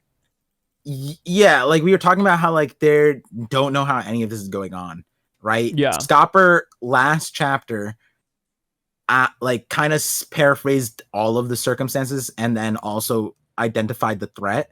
And so now he left. If he's not going to, if Sommers was able to fight Saul to the death and Scopper wasn't there to like intervene, sure he's not that far, but also like Sommers came to Saul, Killingham went to the school, and Gunko went to his son. Scopper's not anywhere. So maybe it would make sense. Well, like what? Sommers goes to one of them. Who would he choose? I would like to think that he goes to Gunko, but like what a mid-air battle with Scopper? Like sure, he intervenes there. It'd be weird to stop Gunko mid-mission. So maybe Scopper goes, there's 3 Holy Knights. I can't take them all. So I need to go get reinforcements. It might be that. Like now that because before he said, I sense weird hockey. And so he's going to go investigate. So he goes to the castle, investigates. We don't necessarily know, but we assume that he saw the Holy Knight Circle, didn't tell the Straw Hats, but figured out, okay, Holy Knights are here. He doesn't necessarily know how many yet, or like what's happening. But once things start getting goofy and like, hey, all the strange things, Shirley Devil Fruit stuff, like at that point, and when he goes like, there's 3 of them, they can't hide their presence, like their like weird presence. So when he senses 3 of them, maybe he goes, I can't handle all that by myself. And now I know that they are a threat. He also ended, I think last sentence was like Elbaph, maybe it is the end of times. Like Elbaph is, if Elbaph being threatened, then the world is ending or something like that. So maybe it is, he goes down to the Straw Hats to be like, yo, we need you up there. There's 3 holy knights, etc., etc. I can't take them all. Something like that. It could be something like that. I think it'd be better than having Scopper lose outright. You know what I mean? Yeah. So my next thing was going to be pointing out Luffy and Loki. And they are out of commission, but we don't see Zoro or Sanji. I'm assuming they're just like right there next to him, but we just don't see them. Mm-hmm. So you think that Scopper, what he should do is to go down to Luffy and Loki and get them to fight up top? Is that where you're at for sure? Yeah, because he also like he acknowledged their strength. Yeah. And I think that it would be weird for him to acknowledge their strength and his inability to overcome them and not acknowledge it against like actual threats and overstep himself and like die like as a part when he could like help in other ways. And like I get it, like there's this, I think not the only but like the main objection would be if Ripley and Colin were threatened directly, which Colin is being threatened directly. But Colin's not dying right now. Like their prerogative is kidnapping. So like if he's just like, okay, like I could try to fight this one, but it might be like an extended fight and then she could just kill my kid, right? Like it could be that. I should instead get like the people who can actually win, you know? It would be kind of like Marco giving up the fight, right? Like he against King and Queen, he's like, maybe I could take out Queen, but like I'd lose in the long run. Like, and this is take mad long. It's their time. Let's let them shine, right? It feels like also that is a Roger pirate thing, right? Like Rayleigh, Shanks, they're all like, this is their battle kind of thing too. Maybe there's a world where Scopper doesn't step in like crazily because he wants like the new era to fight. Also, that seemingly was Roger's prerogative. There's that perspective too. But again, I don't know how that fits in with like Scopper personally, because Rayleigh, it's not like Shockey was ever personally, hurt. And it's not like we've seen Shanks step over, like, he took out Kid, right? Like he took out Barto because he was personally like slighted by these situations. Yeah. So, yeah, I think that's interesting. I don't agree with it necessarily, because I feel like he will take a more Marco stance where he simply just stalls and he doesn't try to win, but he just like waits for Luffy and the gang to show up. Right, but like for Luffy and the gang to show up, right? Like Marco was actively bringing Zoro to the battlefield. Yeah. Right? Like Marco is actively like, "Hey Sanji, what's going on with Zoro? You say I just need to stall for this like injection." Like Marco was like, he was stalling, but he also was bringing the help at the same time. Zoro, you can't fly. I'm throwing you to the rooftop. He's like, all right. And then he got flung, right? So like, that's why I think that Scopper would play that role more of a priority than stalling blindly. But there is a world where he stalls first because Colin is involved. Yeah, and then another thing too is that I think there's other ways that Luffy could realize that things are going down. Like if Scopper, for example, just fights, maybe Luffy can sense that hockey because he just like saw it. So he's like, oh, like Scopper's fighting, or maybe with Sommer and Killingham's broadcast, that's when Luffy finally hears that and he's like, okay, now we have to go upstairs. Like I just think there's other factors for Scopper. Oh, well, not Scopper. I think there's other factors where Luffy can learn about what's happening in the Sun Realm without Scopper just going down there and saying, hey guys, like we need you up there. We got to lock in. So what are the ways for them to get back up? They don't have a ship, right? And there was like the elevator. They talked about the elevator. We haven't seen that yet. But there's also the Sunstone. The Sunstone can also be another route. And they didn't bring them, right? Not to our knowledge, no. Okay, yeah. I'm forgetting. I think that Hired and them mentioned, but I don't remember what time. Was it when they were falling? They mentioned Sunstone, or were they mentioned Sunstone when they were in the underworld before we got there. Oh, yeah, right. Yeah. So they might have a Sunstone now, for all we know. Yeah. I agree with that. With like, Scopper could prioritize that over there if he could facilitate. I think that also the part of like all the God Knights are in the like a different spot. So there is a world where Scopper goes, like if Gunko, because Gunko seemingly is gonna take Colin. Like you said, where? It makes sense. Maybe that just join the line with the other kids. But that's weird because he's not asleep, right? Like the arrow's guiding him because they're sleepwalking, right? But I mean, you don't have to put him to sleep. You could just leave the arrow around his neck and just point it forward. That's true. Yeah, he doesn't need to be asleep right now. That would suck, right? Because they're still in the middle of the fire. Oh, the fire's out, right? Oh yeah, wait. Yeah, Jinbei put it out. The kids? Yeah, the kids are fine. I forgot Jinbei put it out. Yeah, wait, hold on. Yeah, they're just walking. We got a picture of the kids, right? Is that just the walking. End? It's in the very beginning. Second page. They're just walking. Second page. No fire. Yeah. Remember Jinbei had like that giant like double spread where he put out the fire and they're like, whoa, it's Jinbei the firefighter. Right. Okay. I see why I thought it was fire. It's because when Oda gave us the panel, the background is like all white and there's like scorched tree. That's why I was like, oh, that's just fire. But yeah, it's out. It's smoke. That's what it's all around, and which makes sense. The fire's put out, so now there's smoke. So now the kids aren't dying from the fire. They're just gonna die from lung cancer, like probably in a few minutes. That is what kills more people. It's not the fire; it's the smoke. Well, we don't know. Maybe the giant lungs work differently. Oh, right, like fish. You're right. Yeah, they don't breathe air; they breathe carbon. That's why they're so big. Yeah, like even like deep sea fish. Maybe it's pressure. Maybe the pressure from living so high up in Elbaph will alter their lungs. Yeah, because they already don't have like the air's so thin, so they breathe. They're like plants. Photosynthesis. Could be. It could very well be.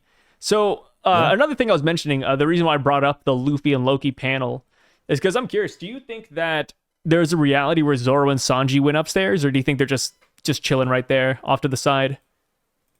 I think they're just chilling there. Okay. I think they're playing Luffy's like guards, right? Yeah, just hanging out. Yeah. Like his chaperone, so he doesn't create an enemy of himself. But now that Nami's like being flung off, I wonder if Sanji's like woman radar will activate. And he's like, oh, Nami's like she's falling, a maiden's in danger. Do you think Sanji skywalks to the top realm? That'd be nuts. He technically could. I mean, nothing's stopping him, right? Just the insane distance. Like, stamina has to play a role. He better be panting. Like I mean, but he's Jerma. Like, do Jerma pant? Like, if I was like a robot soldier, I kind of want to not pant anymore. I mean, he's not like robotic lungs. He's not the iron lungs. He's just genetically. To be fair, we don't know how Jerma DNA works. Like, what if it does alter your lungs a little bit? Nah, because we've seen them get almost fatally injured, and they had to get like repaired. Yanji got his face smashed in. It didn't like heal immediately. He was no, but I'm speaking about like when it comes to panting though. Like repairs, sure, but like I'm talking about like panting. Fatigue. You're saying fatigue. Yeah. They have a fatigue thing. I think that they probably have. Like, do you think pacifistas get fatigued? But pacifistas are all robot. That is true. There's a difference robot there, but I mean, it could be the case for Sanji. What if he's like, yeah, I'm no longer fatigued anymore because I'm a Jerma soldier. Like, I feel like if I was creating a superhuman race with, genetics and lineage factor, I'd want them to not get tired. Like imagine building like you want that. Imagine building a slave robot, but you also have to give them breaks every 5 hours because they need to recharge. It's like that kind of sucks. Yeah, well, you'd want that, but Judge only tried kids once. So like he didn't have I'm sure maybe there's a lot of those mistakes. He's like, damn. But with Jerma though, Sanji's a special case. He didn't awake until way later. He's a late bloomer. Oh, late bloomer. Okay. Maybe that comes with added benefits. Now? Yeah. So Sanji could be flying up to the sky right now, and he could save Nami.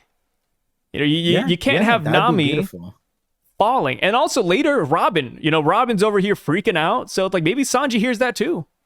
If Sanji's woman radar doesn't work, I'd be kind of shocked. And I mean, the thing is that Scopper, the Sanji parallel, he sensed the God Knights in the very beginning. And it's like, maybe this is Sanji's scene where Sanji uses his observation hockey and he's like, yo, like, I gotta go. We gotta go. I was going to say, I'd sooner believe that Scopper goes to save Nami because he hears, Yeah, the woman in danger. That's a Sanji thing. So it's like maybe Scopper goes there first, finds out what happened to Colin, and then chases after, and then, is that 2v1 type of thing. Because I do think that Gunko doesn't just stay alone. I think she regroups somewhere, right? Most likely Killingham. Or maybe she just watches the kids and makes sure that nobody, intervenes. That could be it too. The kid guard? Yeah, the kid guard. That's true. Yeah, I could see that. She stays with the kids. Technically, Killingham went to the school probably to get the next kids too. Also the connection stuff. And Sommers was protecting the kids as well. Technically, if Gunko goes to where Sommers is, that would be close to the kids, right? Because Saul was near the kids. So that would be a regrouping. Yeah, I actually think that would make more sense now. Gunko goes to where, and it's on the way to the end state, so at least she has to pass on the way, right? Yeah, pass like the kids on the way back. Yeah, that makes sense. Okay, so we go on to the last 2 pages, and first up, we see that Killingham has successfully beaten Kiba. A pretty crazy feat, in my opinion. I mean, Kiba was known as one of the OGs. People are putting him on the same level as Don Chinjiao, Garp, Roger. And here he is going down to Killingham, and Killingham is not even breaking a sweat. I need names. Who's Sai? Who? What? You need to name names. Who's putting Kiba on this tier? Everybody. The whole block. You're referencing fodder? Nameless characters? No, the whole block saying that Kiba is that guy. The whole block. The block of fodder? Give me names, Sai. What names? They prefer to stay anonymous, but with fodder TCB. So TCB and OP scans they differ in translations here, and I'm gonna admit I kind of like OP scans' translation, which of course we gotta wait for the official to get a third resource into this, but on TCB. Killingham says, "Oh my, those are quite sharp," and then he slams Kiba's head into. I don't even know what that is, to be honest. Like, spikes just on the ground, or I don't know. I don't know what the hell he slammed him into. I don't know why he has like a sharp object on his desk. But what's up? What are you gonna say? I was confused. I understand this now. What's up? No, the spikes are his shoulder pads. Oh my god, I was looking at this all wrong. I was looking at this panel what? all. I was gonna ask you about this. Kiba's upside down. Shoulder pads? Yeah, the spikes are Kiba's shoulder pads. You can see them in the next panel too. That's his shoulder pads.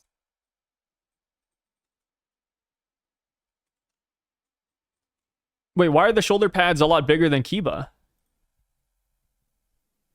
Oh, I see what you're saying now. So I thought you were talking about the spikes on it. There's spikes on his shoulder pads. You see those, right? Yeah. I see the spikes on his shoulder pads. Oh, okay. You're talking about the comical crash animation. That's what I'm seeing. Like there's a boom, kind of like a. I'm talking about the panel where Killingham's doing this, like bringing him down, like the second panel we get on that page, like the big middle one. Right. Yeah. And the spikes are. below Kiba's head. Yes. Yeah. Oh, see, I'm looking at that. That's like a crash and like a Wile E. Coyote crash. Like a boom. Like that's how I'm seeing it. Like Kiba hit something and then there's like a boom. But what did Killingham slam his head into? That's sharp. Oh, I don't know what that is. Yeah, okay. I just assumed it was the ground. So the ground is sharp. And has spikes. Oh, you're talking about the black part. Yes. Okay, what I'm trying to get at is that OP Scans and TCB translated this differently. Because in TCB, they say, oh my, those are quite sharp. We don't see what the object is. We just see 3 black points, which is what I'm talking about. I don't see the shoulder. Oh, you're talking about the shoulder pad. Okay, I see what you're talking about. That's what I thought you were talking about at first. Yeah, no. Wait, you'll understand why I was extra confused. Yeah, I was like, time, what is Par on? Yeah. Like, yeah, he has shoulder pads, but Par, like, he's slamming his head into a spike. Yeah, I just thought that's the ground. I didn't think that those are spikes. Yeah. But I'm assuming the translations also aid the understanding here. What did OP Scan say? So, I mean, even in TCB, I'm assuming Killingham's referring to the ground and not Kiba's shoulder pads. But on OP Scans, he says, I need something really sharp. So in OP Scans, it almost makes it seem as if Killingham manifested something really sharp, and that's what he slammed Kiba's head into. Yeah, you'll Whereas know why TCB, I was very confused. In TCB, he just says, oh, those are sharp, as if he found something sharp on the ground, and then he slammed Kiba's head into that. So it's two very different like, things. And then I love how you just honed in on Kiba's shoulder pads and not the thing he got slammed into. Yeah. So this is why. So this is actually funny because normally on stream, if I'm confused, I would like sit there and be like, what the hell? But I kind of just like moved along. Yeah. Because I was like, okay, Killingham beat him. It's Kiba. I don't really care, right? Like he lost. Cool. Ange, wow. Snail, wow, right? And dialogue, cool. So for me, I think I said this on stream. I was like, I don't know what's happening here. I'm gonna move on. But I just love the inference that out of everything you looked at in that panel, you looked at his shoulder pads. Because you said so when he said, oh my, those are quite sharp, right? Yes. I thought he was talking about his tooth because he broke the tooth. And I thought, again, I see it in a way now where I can't unsee, like it's like the freaking big bad wolf. Oh, grandma, what fine pearls you have. I can never see what I saw before, which is that so when I was looking at it, the first time, I thought Kiba's body, and I didn't see the legs. That's mainly why I didn't understand. I thought that was Killingham's punch. And I was like, what happened here? And because he's like the dream manifesting dude, I just like, all right, this is surely something I'll understand later. So I didn't register that he was throwing his body down, and that was his body, because I didn't see the legs. You created an entirely different panel in your head. And no, because and so the reason, so the way I saw it was that oh my, those are quite sharp. I thought he punched his face and broke his tooth, and he was laying on the ground. But if it said I need something sharp, that would very clearly, I was like, okay, I'm really not understanding this. And then I'd sit there, and so like to me, this is a progression where it's like, it's not really that, it's not that deep. He lost, whatever, right? But if the dialogue had said, I need something sharp, then what I thought made no sense, right? I thought when he said, oh my, those are quite sharp, I thought he was talking about the teeth, because he was like punching it. Yes. And so when you said that things are sharp, I'm seeing Kiba like on the ground. I'm like, oh no, Sai, those are just his shoulder pads. I know the body's really contorted. And then when you started talking more, I was like, wait a second. Maybe Sai's not talking about his shoulder pads. Maybe it's not his teeth. Yeah, I was so ready to be like, wait, that line, because then that's like, wait, what is OP Scan said? And when he said that, I was like, I see, I understand. It's just so funny because I'm looking at three giant pointy spikes in that panel that Kiba's getting slammed into. I'm like, man, how does Par not see this? Well, but the other question is, where does Kiba like land? Because I thought he's getting thrown into the ground minimum, right? Yeah. And then he's flat on the ground afterwards. So like, where did the spikes go? I think they just that disappeared. He's, like, on the spikes. So did he? So that's what I'm talking about. The dream man. Did he just manifest those spikes? I think he did. I like I said, we need like a third source, or if anybody here knows Japanese, I guess that works too. But like, yeah, I want to see what Killingham actually says, because we know that TCB, Viz, and even OP scans, they all like kind of bend it a little bit. So I want to believe OP scans for this one, because I think I Need Spikes makes more sense, where he manifests them, and then that's what he slams Kiba into, and that's why we don't see it in the next panel. But I could also see TCB being right, and there's just random spikes on the ground, but that's just a little bit weird. And then of course, even when the officials get here, it's like it's Viz, it's Syv and Paul who can't see the woods from the woods or something like that. Can you hear the forest? The tree from the yeah. He just like completely butchers a lot of the easy sentences in One Piece. So even when the Viz gets here, I'm not even too sure. I need like a fourth person. Yeah, that's the anime. We need the anime storyboard directors to come in, talk to Oda. Yeah, it's Sandman plus Ishitani. You talked about the Ishitani effect, right? I need the impact frames. Yeah, give me the impact frames. What's happening? Yeah. We need the play-by-play. When did he... Because the thing is, if you manifested these with both hands on Kiba, that's kind of dumb. Like, dumb in sense of, like, how do you fight? Because Luffy pulls it out of him. You're telling me the salt could have just appeared? And is that how that works? I mean, it's the same with the kids and the nightmares, right? Like the nightmares are spawning, and when they spawn, did Kiba go in the sky and just like, just yoink them left and right? Or did they just like... Yeah, because here's the thing. With the TCB translation, oh my, those are quite sharp. It sounds like he's reacting to something that was separate from him. I need something sharp implies that he kind of like thought about like, what do I need to win here? Yeah. So I brought this in. Here, oh my, those are quite sharp. Is like, I see something that I can use in a fight, like a steel chair, and I can just beat someone. Versus one translation sounds like he manifested the steel chair, and the other one sounds like he just came across the steel chair. Yeah. And that is a kind of a big difference. It's a very big difference. I will admit, my take was not visible in any of them. But the only defense I have, here it is this is a dream manifesting guy. It doesn't matter. He could have done anything. All right, guys. He could have done what I said, and it would have made sense too. So in OP scans, he says, "I need something really hard and full of spikes." So he adds the full of spikes. Yeah, really hard and full of spikes, and that's when and then in the next panel, that's where you see Kiba slam his head into something sharp and hard. What was happening? Was he beating Kiba senseless? And he went like, "Man, blunt force trauma does not work on walruses." I need a walrus's greatest. Like, it sounds like he discovered a walrus's greatest weakness is spikes. It's like, I think that's a hard spiky ball. Like, yeah, everyone's weakness is spikes. Like, I don't think you'd find a person impervious really to this. Yeah. Oh God.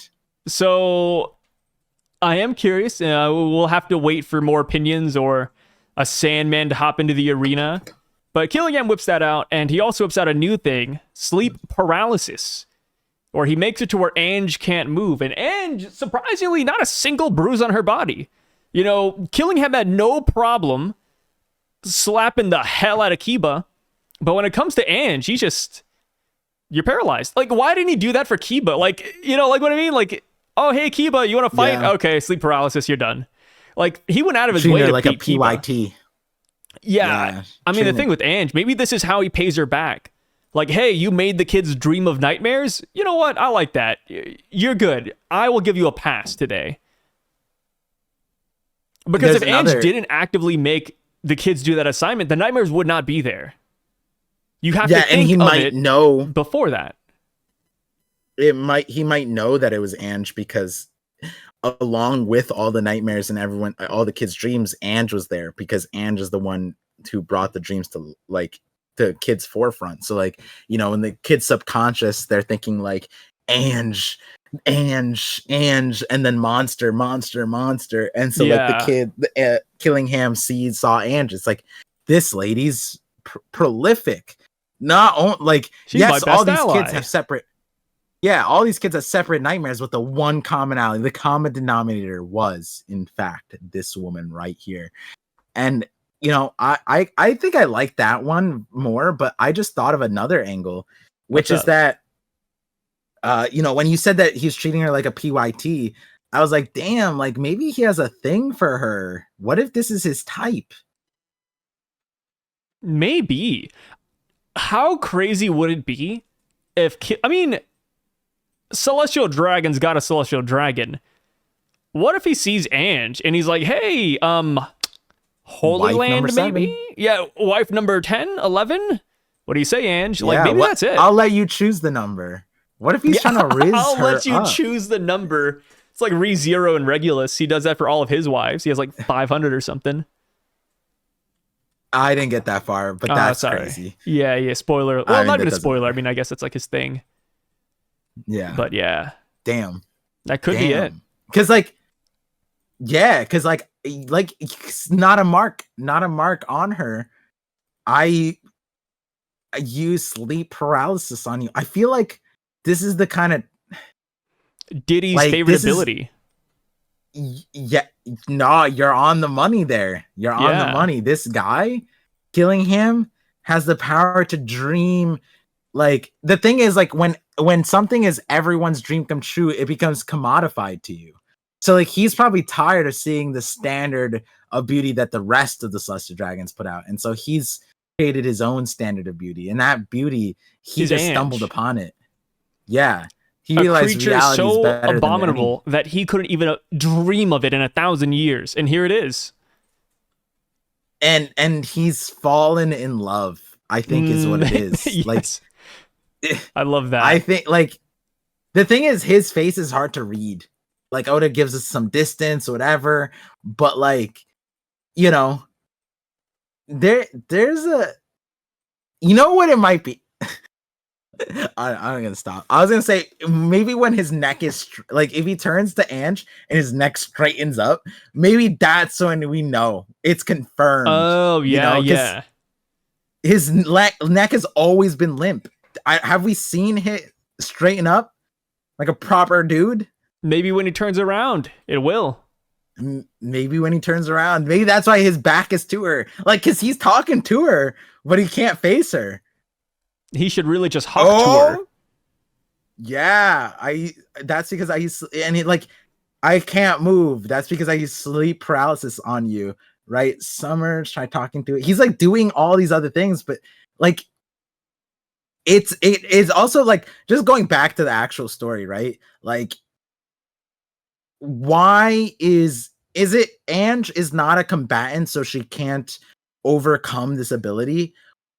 Yeah, there's that. Maybe Kiba overcame it. Yeah. Yeah, because like, this power is broken. It's insanely broken, and surely there's a way to break out of it. Hockey strength is surely the thing. Ange hasn't been shown to be a combatant yet. She's still not wearing combatant clothes, right? Like, was Kiba wearing the spikes the entire time, right? Like, no, I think he put on these clothes after, like, once he realized he had to fight, right? Or did he have the clothes the entire time? I think he had the clothes the entire time. I forget. Did we have a flashback with Kiba in it? Like, when he was in the principal's office? We did, but I forgot what he looked like then. It's been so long. Yeah, let me go back. Let me go see what was good there.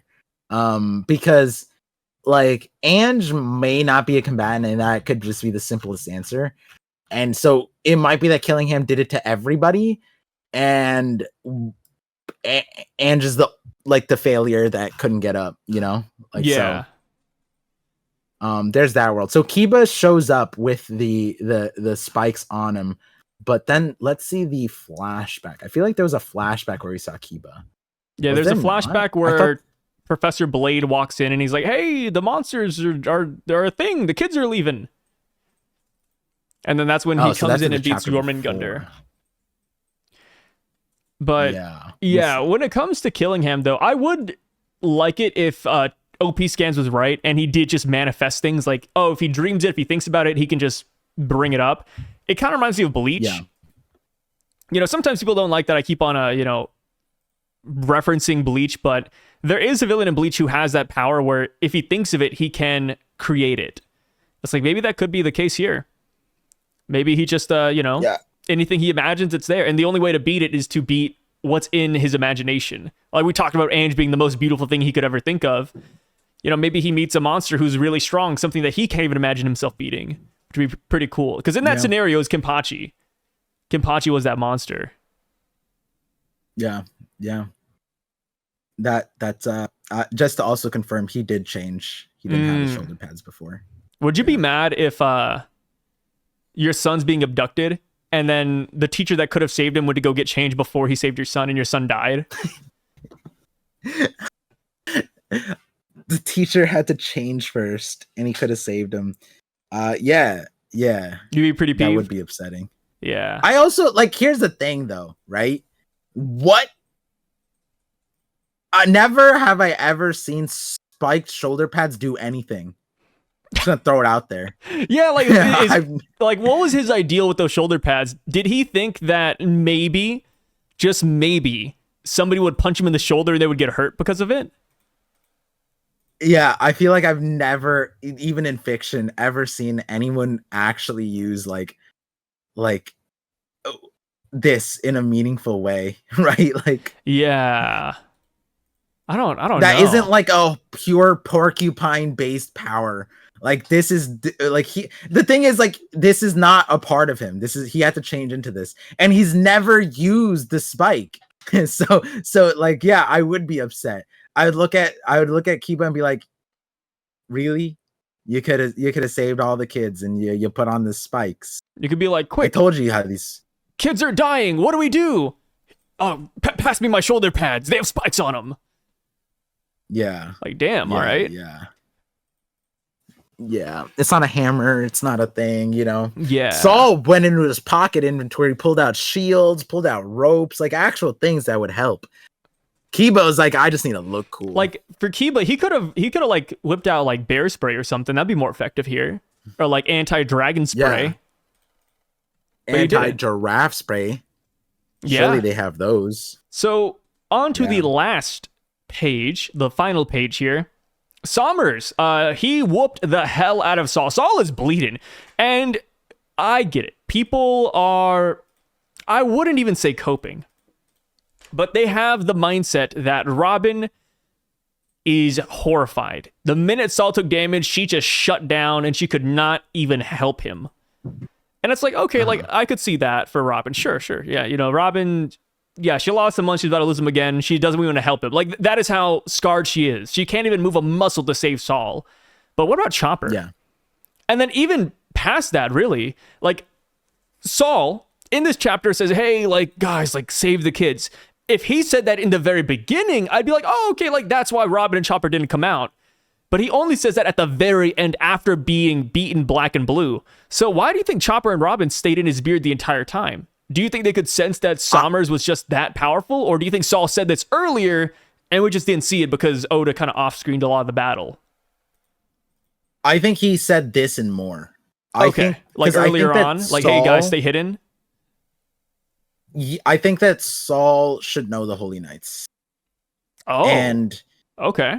like, I don't think that, especially the vice admirals that were that close to Sengoku, that close to Garp, like those vice admirals, I think that they are aware of this thing, right? Like, Oda introduced branches of the Navy, like inspection branches, where, like, I forgot the Black Horse is the lead of, right? Like, those are new characters to us, but like a lot of these characters shouldn't be new to them. And like, we learned that in a weird way too, where like fodder Marines were like, oh my god, Saturn's pictures up there, that's awesome. And like, they all knew about the Gorsei, and like, you know, and they knew that they were gods and stuff like that, and they're the other side is pretty knowledgeable of each other. So my thought process is essentially that, like, I see I did find it weird. I was like, wait, like Chopper and Robin are combatants in like they're stronger they're not in the weak trio, right? Like they're not like that. So it's kind of weird that like they like because Chopper fought Queen like and didn't really get injured. That's a feat. That is insane. Like he's not scared. He's not as scared of fighting. I don't think he ever has been like scared of fighting to a certain extent. He's almost suicidal to a certain extent.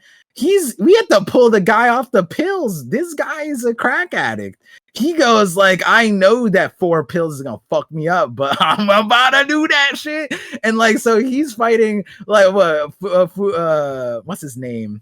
The clown dude, the mime dude in his lobby. And he's like, dude, Kureha told me not to do this. I'm about that shit. And he cooked up some crazy shit for Beppo, right? Like he like not even a like one rumble ball here, Chopper, right? Like I want to see him pop 6. Let's do it, Chopper.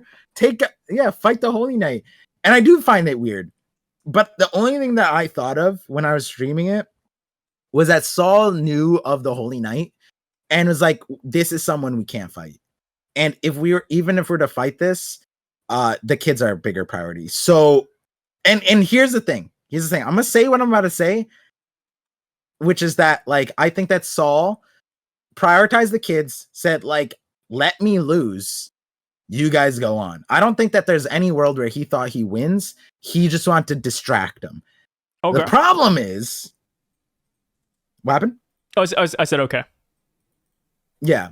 So the problem is that I'm here thinking there's no way that Hair is stopping Sommers from sensing these guys.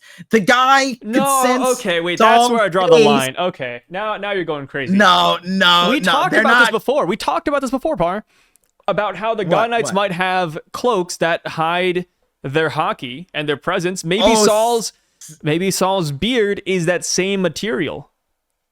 Oh, you mean the cloaks that don't work because Scopper sensed the presence? Whoa, but Luffy didn't, all right? Luffy didn't. So, yeah, maybe Saul's beard can hide presences. Luffy was across Elbaph. And then when you think about how big Saul is, that beard is like an entire city. That's just racist. That's too far. Yeah. To hyperbolically embellish on a feature that the Giants have, to say it's as big as a city. You know that's not true. It's not as big as a city. Well, what are you gonna say next? Damn,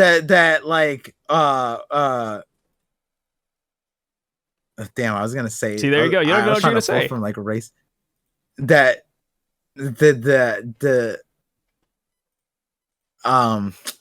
Gotcha.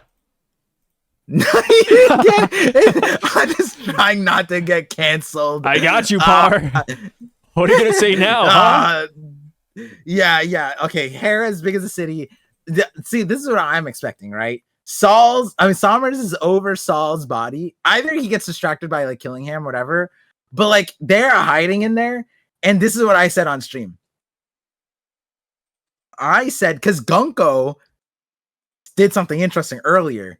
And so I'm expecting Sommers to like just step on Saul's face, reach in, and grab them by the throat. And say, "You guys think that you could hide from me? You know how love works. I'd love to find you." And then he takes a good look at Robin, right? Okay. And he goes, "You look just like your mother." And then boom, dun dun dun. And then because then it's like, wait. Is Olvia captured? Is Olvia in the Holy Land? Is she a wife? Oh, that'd be cool. That Olvia got taken, because that's where it's weird that Gunko like Clover guy captured 16 times or some shit, right? Vegapunk. Olvia was a little more obscure. How does Gunko know about Olvia? And like even you said, it's like it is Vegapunk. I get Clover, sure. Olvia being like the face of the people trying to spread, that's wild. Like the Gorosei didn't even do it that much. She was just one of the people captured, and we got highlighted because it was Robin's mom. But to everyone else, is not like that crazy.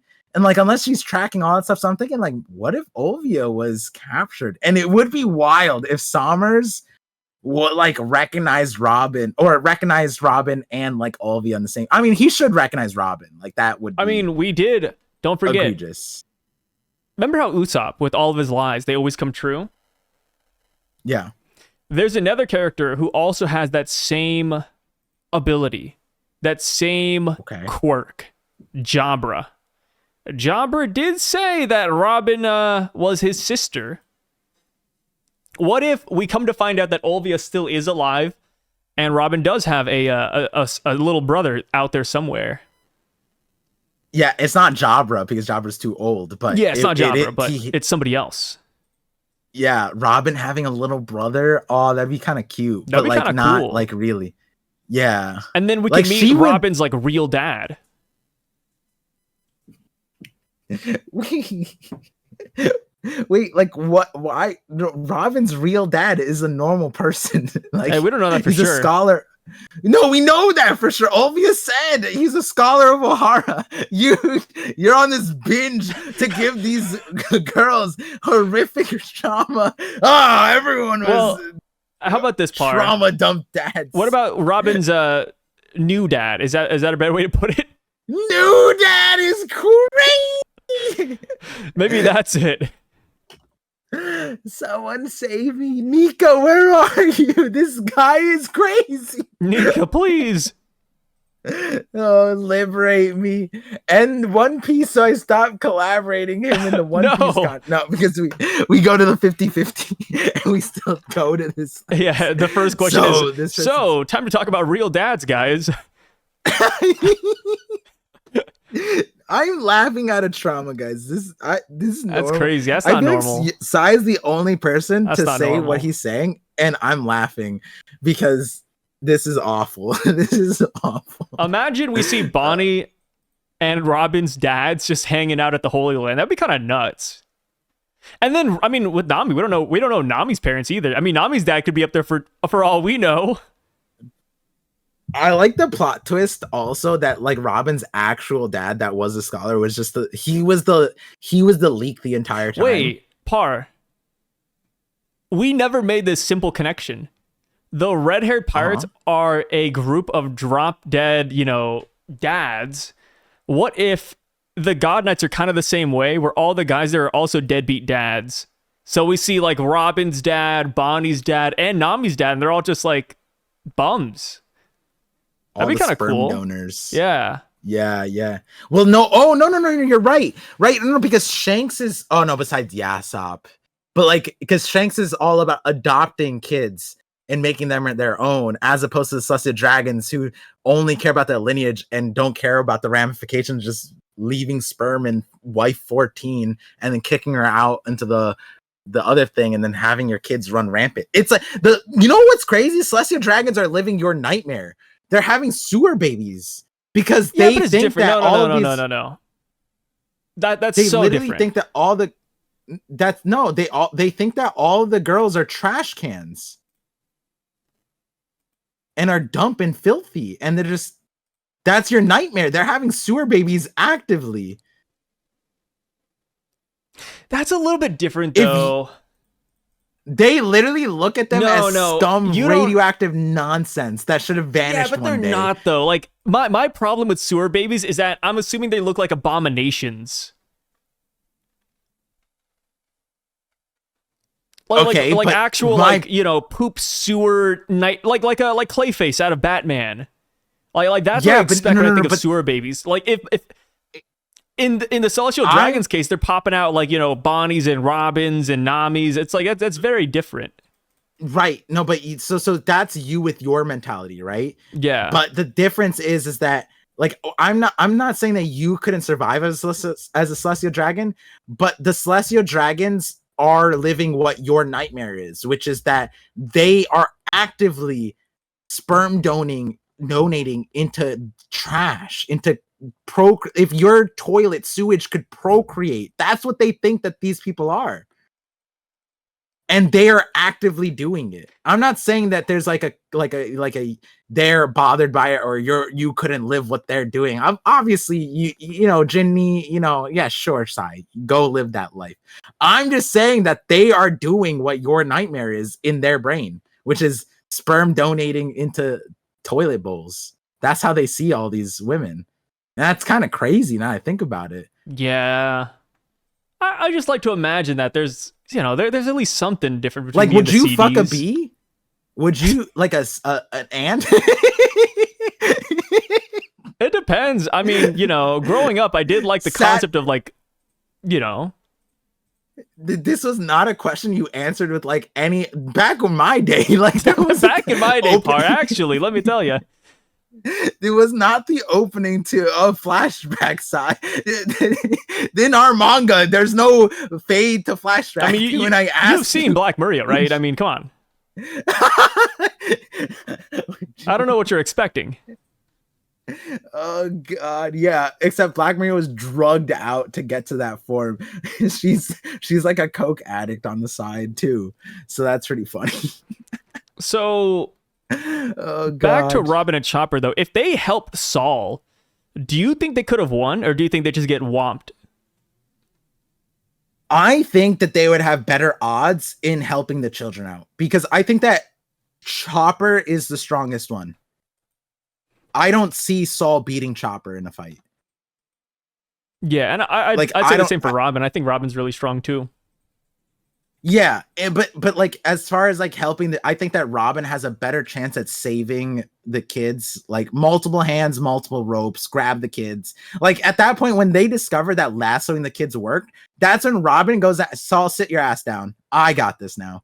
She lassos all the kids and she uses her Gigantomano and whatever and just holds them down. Boom. Easy, right? I think that Robin is more suited for that. I think utility has always been her better suit. It's not that I don't want Chopper around kids. It's just that he's always the most useless around kids. So there's that. And so let's not do that to him again. Where do we see Chopper useful? When he's fighting. I think that at minimum, he's putting up him plus Saul is a better fight than just Saul. And if it turns out that they have to fight anyways, I think that Chopper alone could probably stall out longer for Saul and Robin to escape. I think that the question is, Oda didn't show us the scope of this fight, right? Because like the vines are out, maybe there was no escape, like there's that world and they just have to wait for him to leave. There's that, you know, situation. If it wasn't like Saul outright saying like, yo, this is a holy night, we can't fight him. Let's just stall out. Like that's why I'm coping. How would you feel if, because Saul is such a high-profile guy, that they kidnap Saul and send him to Marie Joie as well? So Robin can go there, just like how Bonnie might get kidnapped and meet her real dad. Oh, sorry. I mean, like, they go there and they try to rescue the kids. Kind of like how they sent Tom to Enies Lobby to be judged. Maybe they send Saul to Marie Joie to be judged, and Robin and Chopper are still in his beard. And then it would truly complete the whole Enies Lobby, parallel. Like, oh, guys, Robin and Chopper, they got sent to the Holy Land with their co-conspirator Saul. We gotta go save them. I just didn't say anything, and you just like spun out into some weird version of like, yeah, this makes sense. Yeah, actually, now that I think about it, I am cooking. No, when you said Saul gets kidnapped, right? Because it's high profile. I busted out laughing because that's so fucking mean. I imagined because like I knew the word parallel. Oh, the One Piece buzzword. You throw that into any conversation. Oh, this guy's cooking, good, huh? Right? Yeah. You say the word parallel. Oh my god, it's like what, chumming a shark water. Yeah, and then you sit back and you listen to what the parallel was, and it's like, no, that's not. That's more of like perpendicular, like with the parallel to where. But when you said that, I was like, oh, Sai is gonna say parallel here, and my brain went to I want to live, but Saul there, and he was I want to live, and I'm like, why would he even be screaming that? No one thought that you wanted to die, Saul. Like, but you know. Then I thought, like, again, this is all happening when you went in the fanfiction. I was just like imagining this scene again where Saul's just like, don't worry, I got this. In his mind, he's like, finally time for me to die, because like this is twice now where he's like sacrificing himself for Robin. And this time he didn't even need to, I don't think, right? Like this is one of those times where it's like, I think that Robin and Chopper had a better shot at everyone surviving than Saul doing this.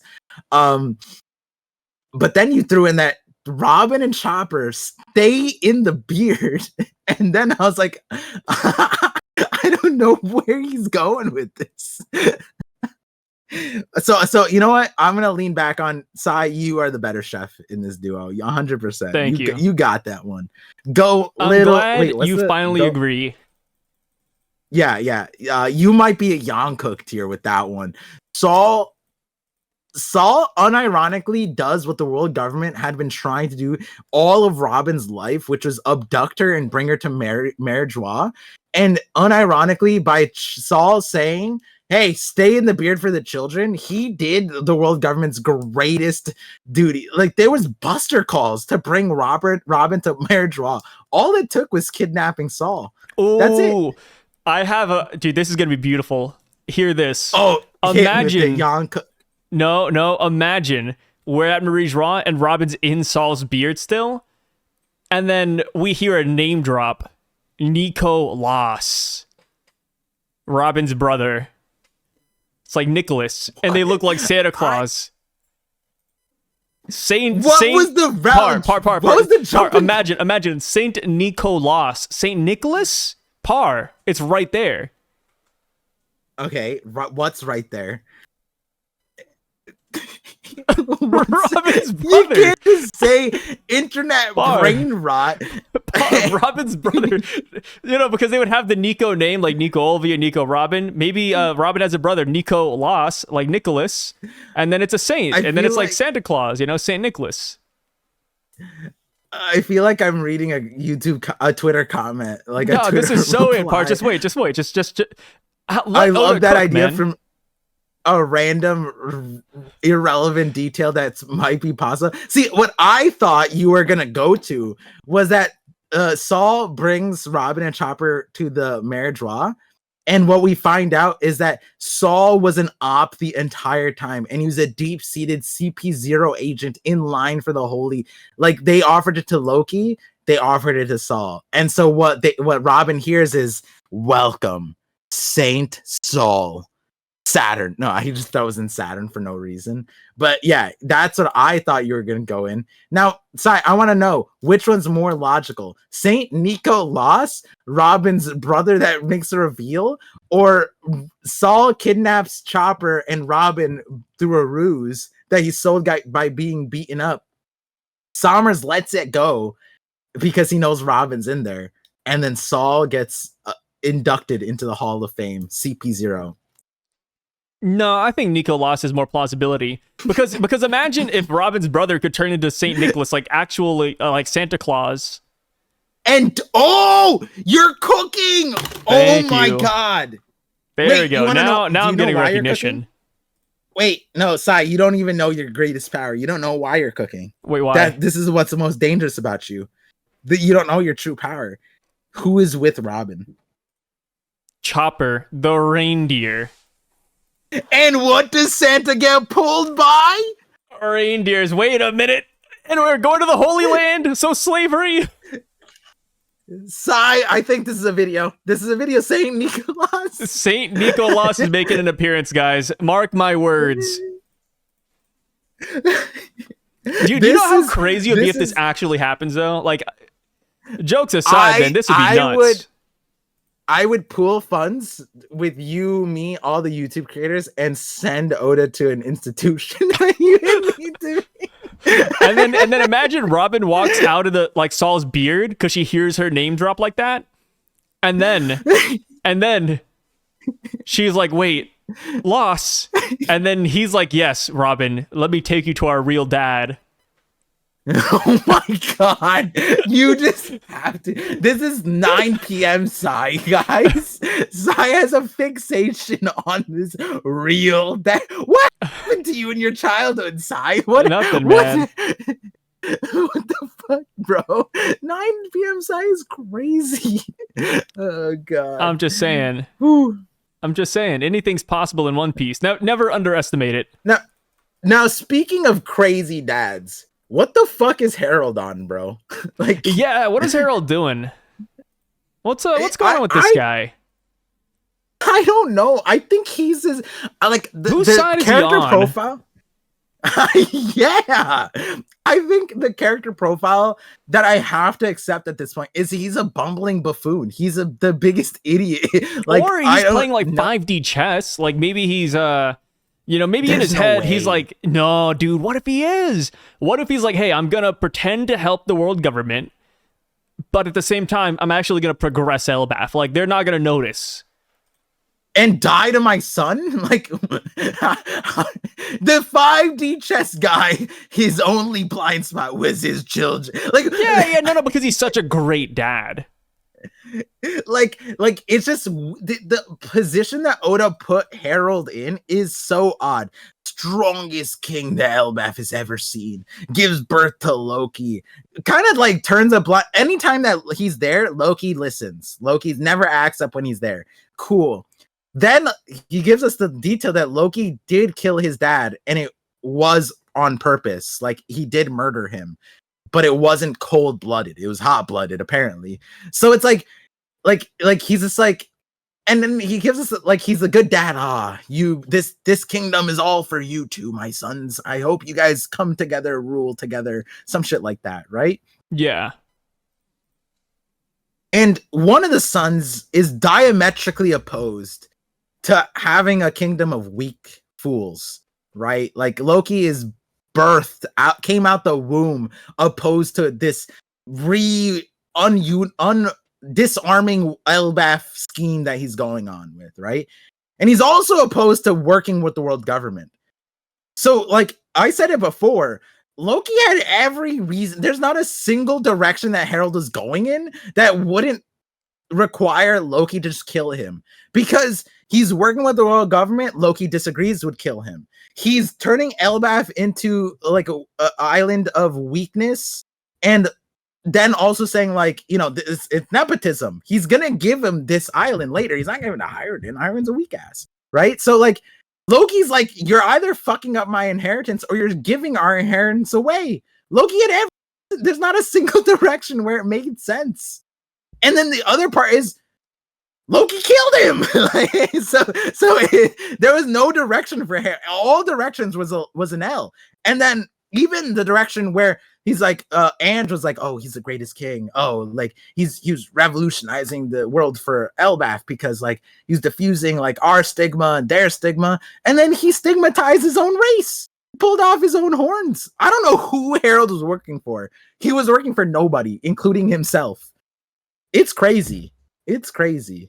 I mean, even his wife. I still think there's a reality where Harold is actually a good guy, and he only wanted the best for Elbaph.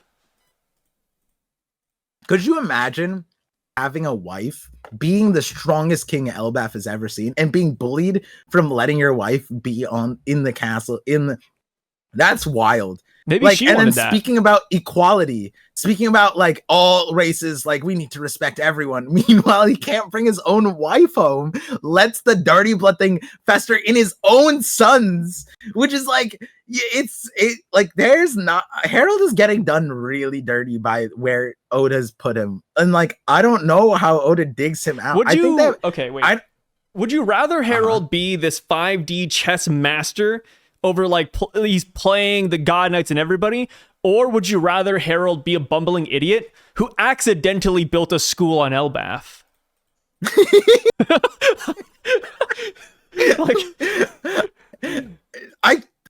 the choices before us. The second one. Yeah. You'd rather him be like an idiot where he's like, oh shoot, the God Knights are gonna like this. I accidentally built a school in a library. Oh no. I think that makes more sense than the 5D chesses where he loses still. I think like he just got red pilled. Like, but in what regard here? I think maybe he was going to help the God Knights. Like he actively was going against Elbaph's, maybe not, well, I don't know. I think working for the WG before the final war, I think that's not a bad strategy. I mean, what? King Neptune's doing it. Dressrosa is doing it. Like, I mean, it makes sense, right? We talked about that earlier. Yeah. Not every country suffers under the WG. But yeah, maybe King Harold thought that was the right way to go about things. So he was helping him out and building mercenaries and, you know, raising up the next generation of soldiers for the WG. But maybe after a while, when Saul came to Ohara, Saul brought the books with him, right? Saul's like, hey, like, look at this. Like, look at all these books. Can you read them, Harold? Like, check it out. Like, look what the scholars died for. And then that was Harold's red pill moment. He read those books and he's like, holy shit. The world government, they're evil. Maybe I should not make mercenaries. Maybe instead we should make more scholars. Oh. And I think that is why, that is where he had the face turn. I think that's how it all went down. So Harold had been working with the world government for over 20 years. Yes. And the world government was never aligned with Elbaph. And they came here today to take good on their thing, and they didn't show up like before Loki killed Harold. Before 20 years went by, and they just allowed Harold. What if fester? What if they because it wait, looks no, like hold on. Wait, go for it. Yeah, no, I was gonna say, oh no, it's not like you were supposed to be our mercenaries, right, Harold? It's not like it's not like that's a flashback said to Harold directly. I was like misremembering the thing. What I was about to say is that maybe, what if Harold started hating the world government, and every time they were like, hey, Harold, we want to check on Elbaph. I want to check on those mercenaries. How are you doing? Maybe they trusted Harold so much. Harold was on the phone. He said, it's going great. Like, all these kids are bloodthirsty. And then he's watching them play on a playground. Like, that could be it, because Sommers and even Shamrock, it seems like they had a friendly relationship with Harold. Because they're like, oh, like, Shamrock, did you visit his grave? And then Sommers even refers to him just as Harold, not King Harold. It's like, yeah, like, it seems like they got along. So maybe they just trusted him.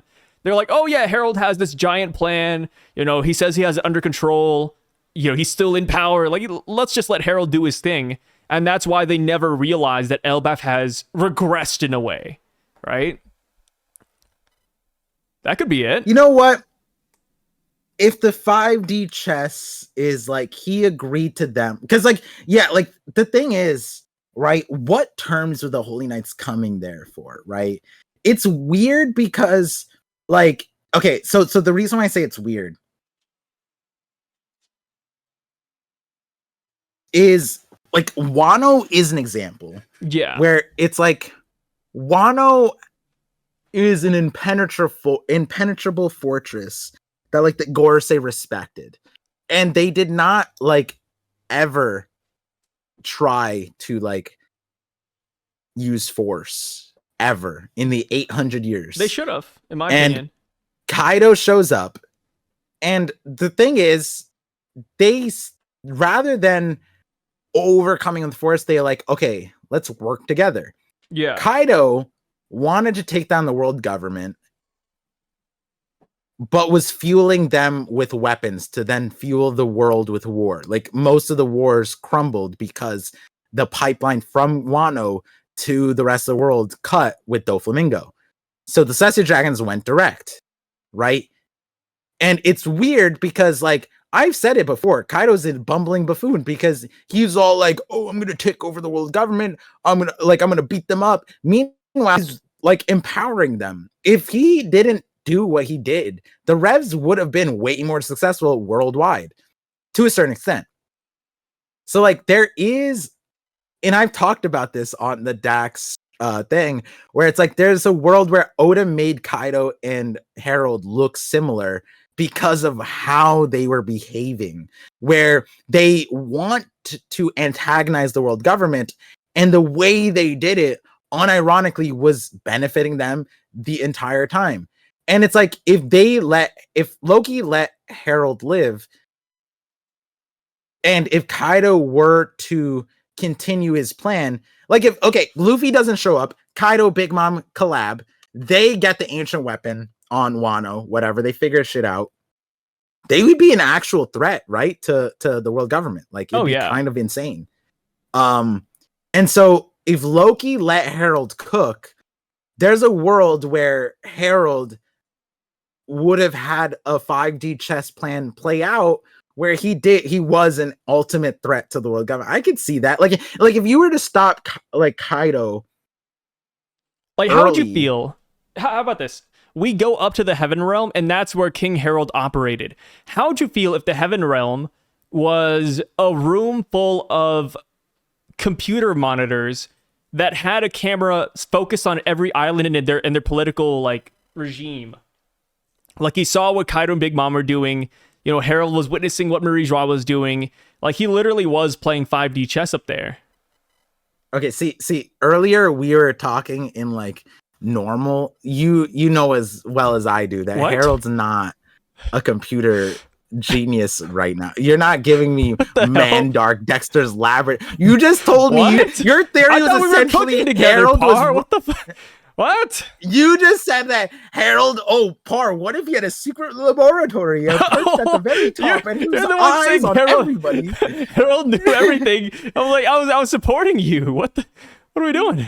No, I didn't say any of that. You just threw that out and put my name on it. I don't like this. This is not a good one. But with back to reality side. Okay. There's another direction too, where it's like Kaido is fueling the wars, right, while trying to take over, like muster his power up to take over, right? And it's what he was doing, and Doflamingo kind of like emphasized this, which was that Doflamingo had an exclusive direction. Doflamingo created the smile fruits. He procured all of the stuff to do so. And he had an exclusive deal with Kaido. The ultimate thing was like, these smile fruits would become more efficient as weapons to give people than actual weapons. So that's like Doflamingo was like okay with like half the shit he was doing. He literally sold the auction house. He was like, I don't even need slaves anymore. It's the era of smiles, right? And so Kaido was powering the world government with essentially obsolete weapons, which is ironic because he knows Vegapunk exists, which is like he had the Alibaba fucking Vegapunk he had Caesar. Hey, he wanted Vegapunk though. Yeah, he did. Well, no, Orochi did technically. But Orochi, we don't know if Kaido. I mean, well, okay, but you gotta remember, Orochi was considered the right-hand man of Kaido. Uh-huh. So whatever Orochi wanted, technically Kaido wanted as well. Okay, sure. Okay, now getting back to the thing, which is that the world government wanted mercenaries. Yeah. Disarming the generations of Elbaph would be kind of like Doflamingo continuing to sell guns. That's weak stuff. The stuff of the future is, and we talked about this theory separately in a different scheme, but Harold, the numbers, where did the ancient giant blood come from? Maybe he was doing something similar to Kaido, which was like, giants, why have them as mercenaries? Ancient giants will come to defend Elbaph. And then like he was trying to cook up a legion of ancient giants. Oh. And that's where the numbers originally were from. That would be bad. And then because we don't know about the ancient giants. Yeah, and we also know that Vegapunk was in Elbaph while Harold was around. Mm-hmm, so maybe they cooked something up during that time period. And at that time, you still have Punk Hazard, too. Yeah, Punk Hazard was still around. I mean, hell, like, there's so many random characters tied here. And then, of course, Mother Carmel with the whole mercenary thing and grooming kids. Yeah. And then Rocks. I don't know. Like, Harold, I think if we were to go band for band on who had the most connections, I think Harold would be up there. He'd be like top 5. He should be. Yeah. He should be.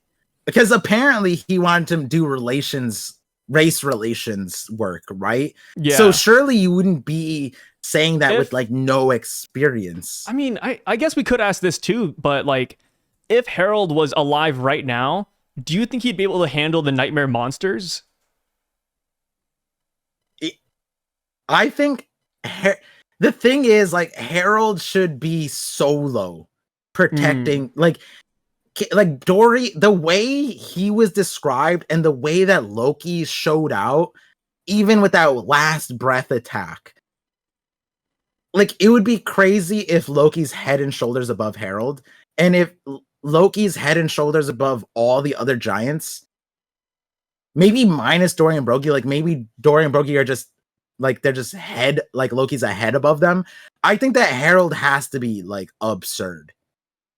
Yeah. And the reason why he's written out of the story is because you can't have 2 of those. So we have it's Loki, like Roxy, Zebek, and Roger. They can't still be alive and, you know, in their prime right now. Gotta kill their asses off. Or like Whitebeard. Scopper, Rayleigh. We can't have the right hands. Like, we have to limp dick them. So like that's what Oda did. Okay. I agree. Yeah. Do you think that if Rayleigh and Scopper took the energy steroid, do you think we'd get cracked out? Like, they would be like one of the strongest in the verse? Energy steroids or fatal fuel? Not okay. Fatal fuel, they might actually be able to use it. Yeah, that's true. Maybe their willpower could go crazy with that. Like 1 minute. They get 1 minute, right? That was the timeline, right? Yeah, Rayleigh, Scopper, 1 minute. It doubles your power for 1 minute, and then you just die.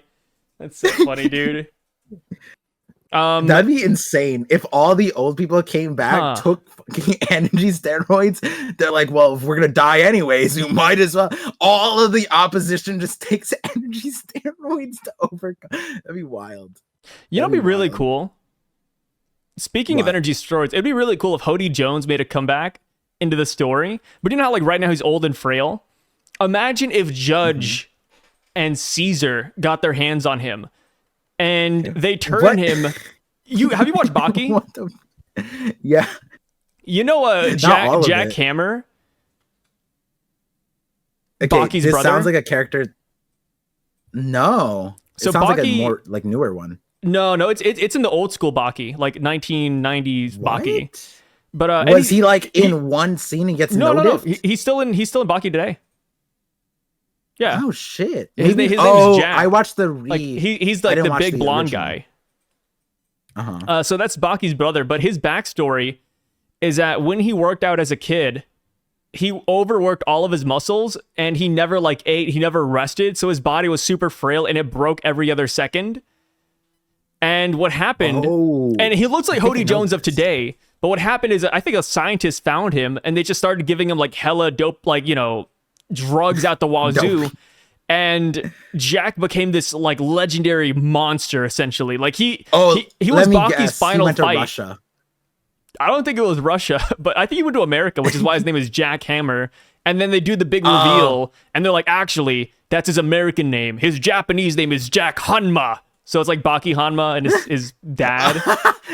So it's pretty cool. But like maybe Hody Jones is that way where they see Hody Jones and they're like, ooh, we can fix Hody Jones. And then, dude, imagine Jerma, Neo Mads, they come in and their number one weapon is Hody Jones, but he's been scientifically augmented to be everybody's worst nightmare. I thought I knew where you're going with this at the start, and then you went to Baki, and I just started laughing because Hanma is what, like, that's like roughly the translation for like how Japanese would pronounce hammer. Hanma, like Hanma. The Americans are just like, is he just Jack Hammer? That's his name? Like they don't. Yeah, it's a good reveal. I didn't see it coming. When I was watching Baki, I wasn't exactly thinking about like, oh, is this actually, you know, Baki's American brother here? And it is. Yeah. See, where I thought you were going, so I'm going to ignore what you said about Hody Jones because that's crazy. I would prefer. I'm gonna be honest. I think I'd rather Arlong back in the story than Hody. What about Arlong and Hody Jones, and they both get scientifically augmented? Oh, and they become Arlong Jones, and they're a double-headed shark. Yeah. Ooh, and That's then cursed. That's all of disgusting. Hody Jones's crewmates, they also get merged together by Wapol. Oh, now we're cooking. Yeah, and on that note, that is where we're going to end today's video. Let me know what you guys thought was your favorite theory. Do you like the Hody Jones Arlong theory that Par here cooked up?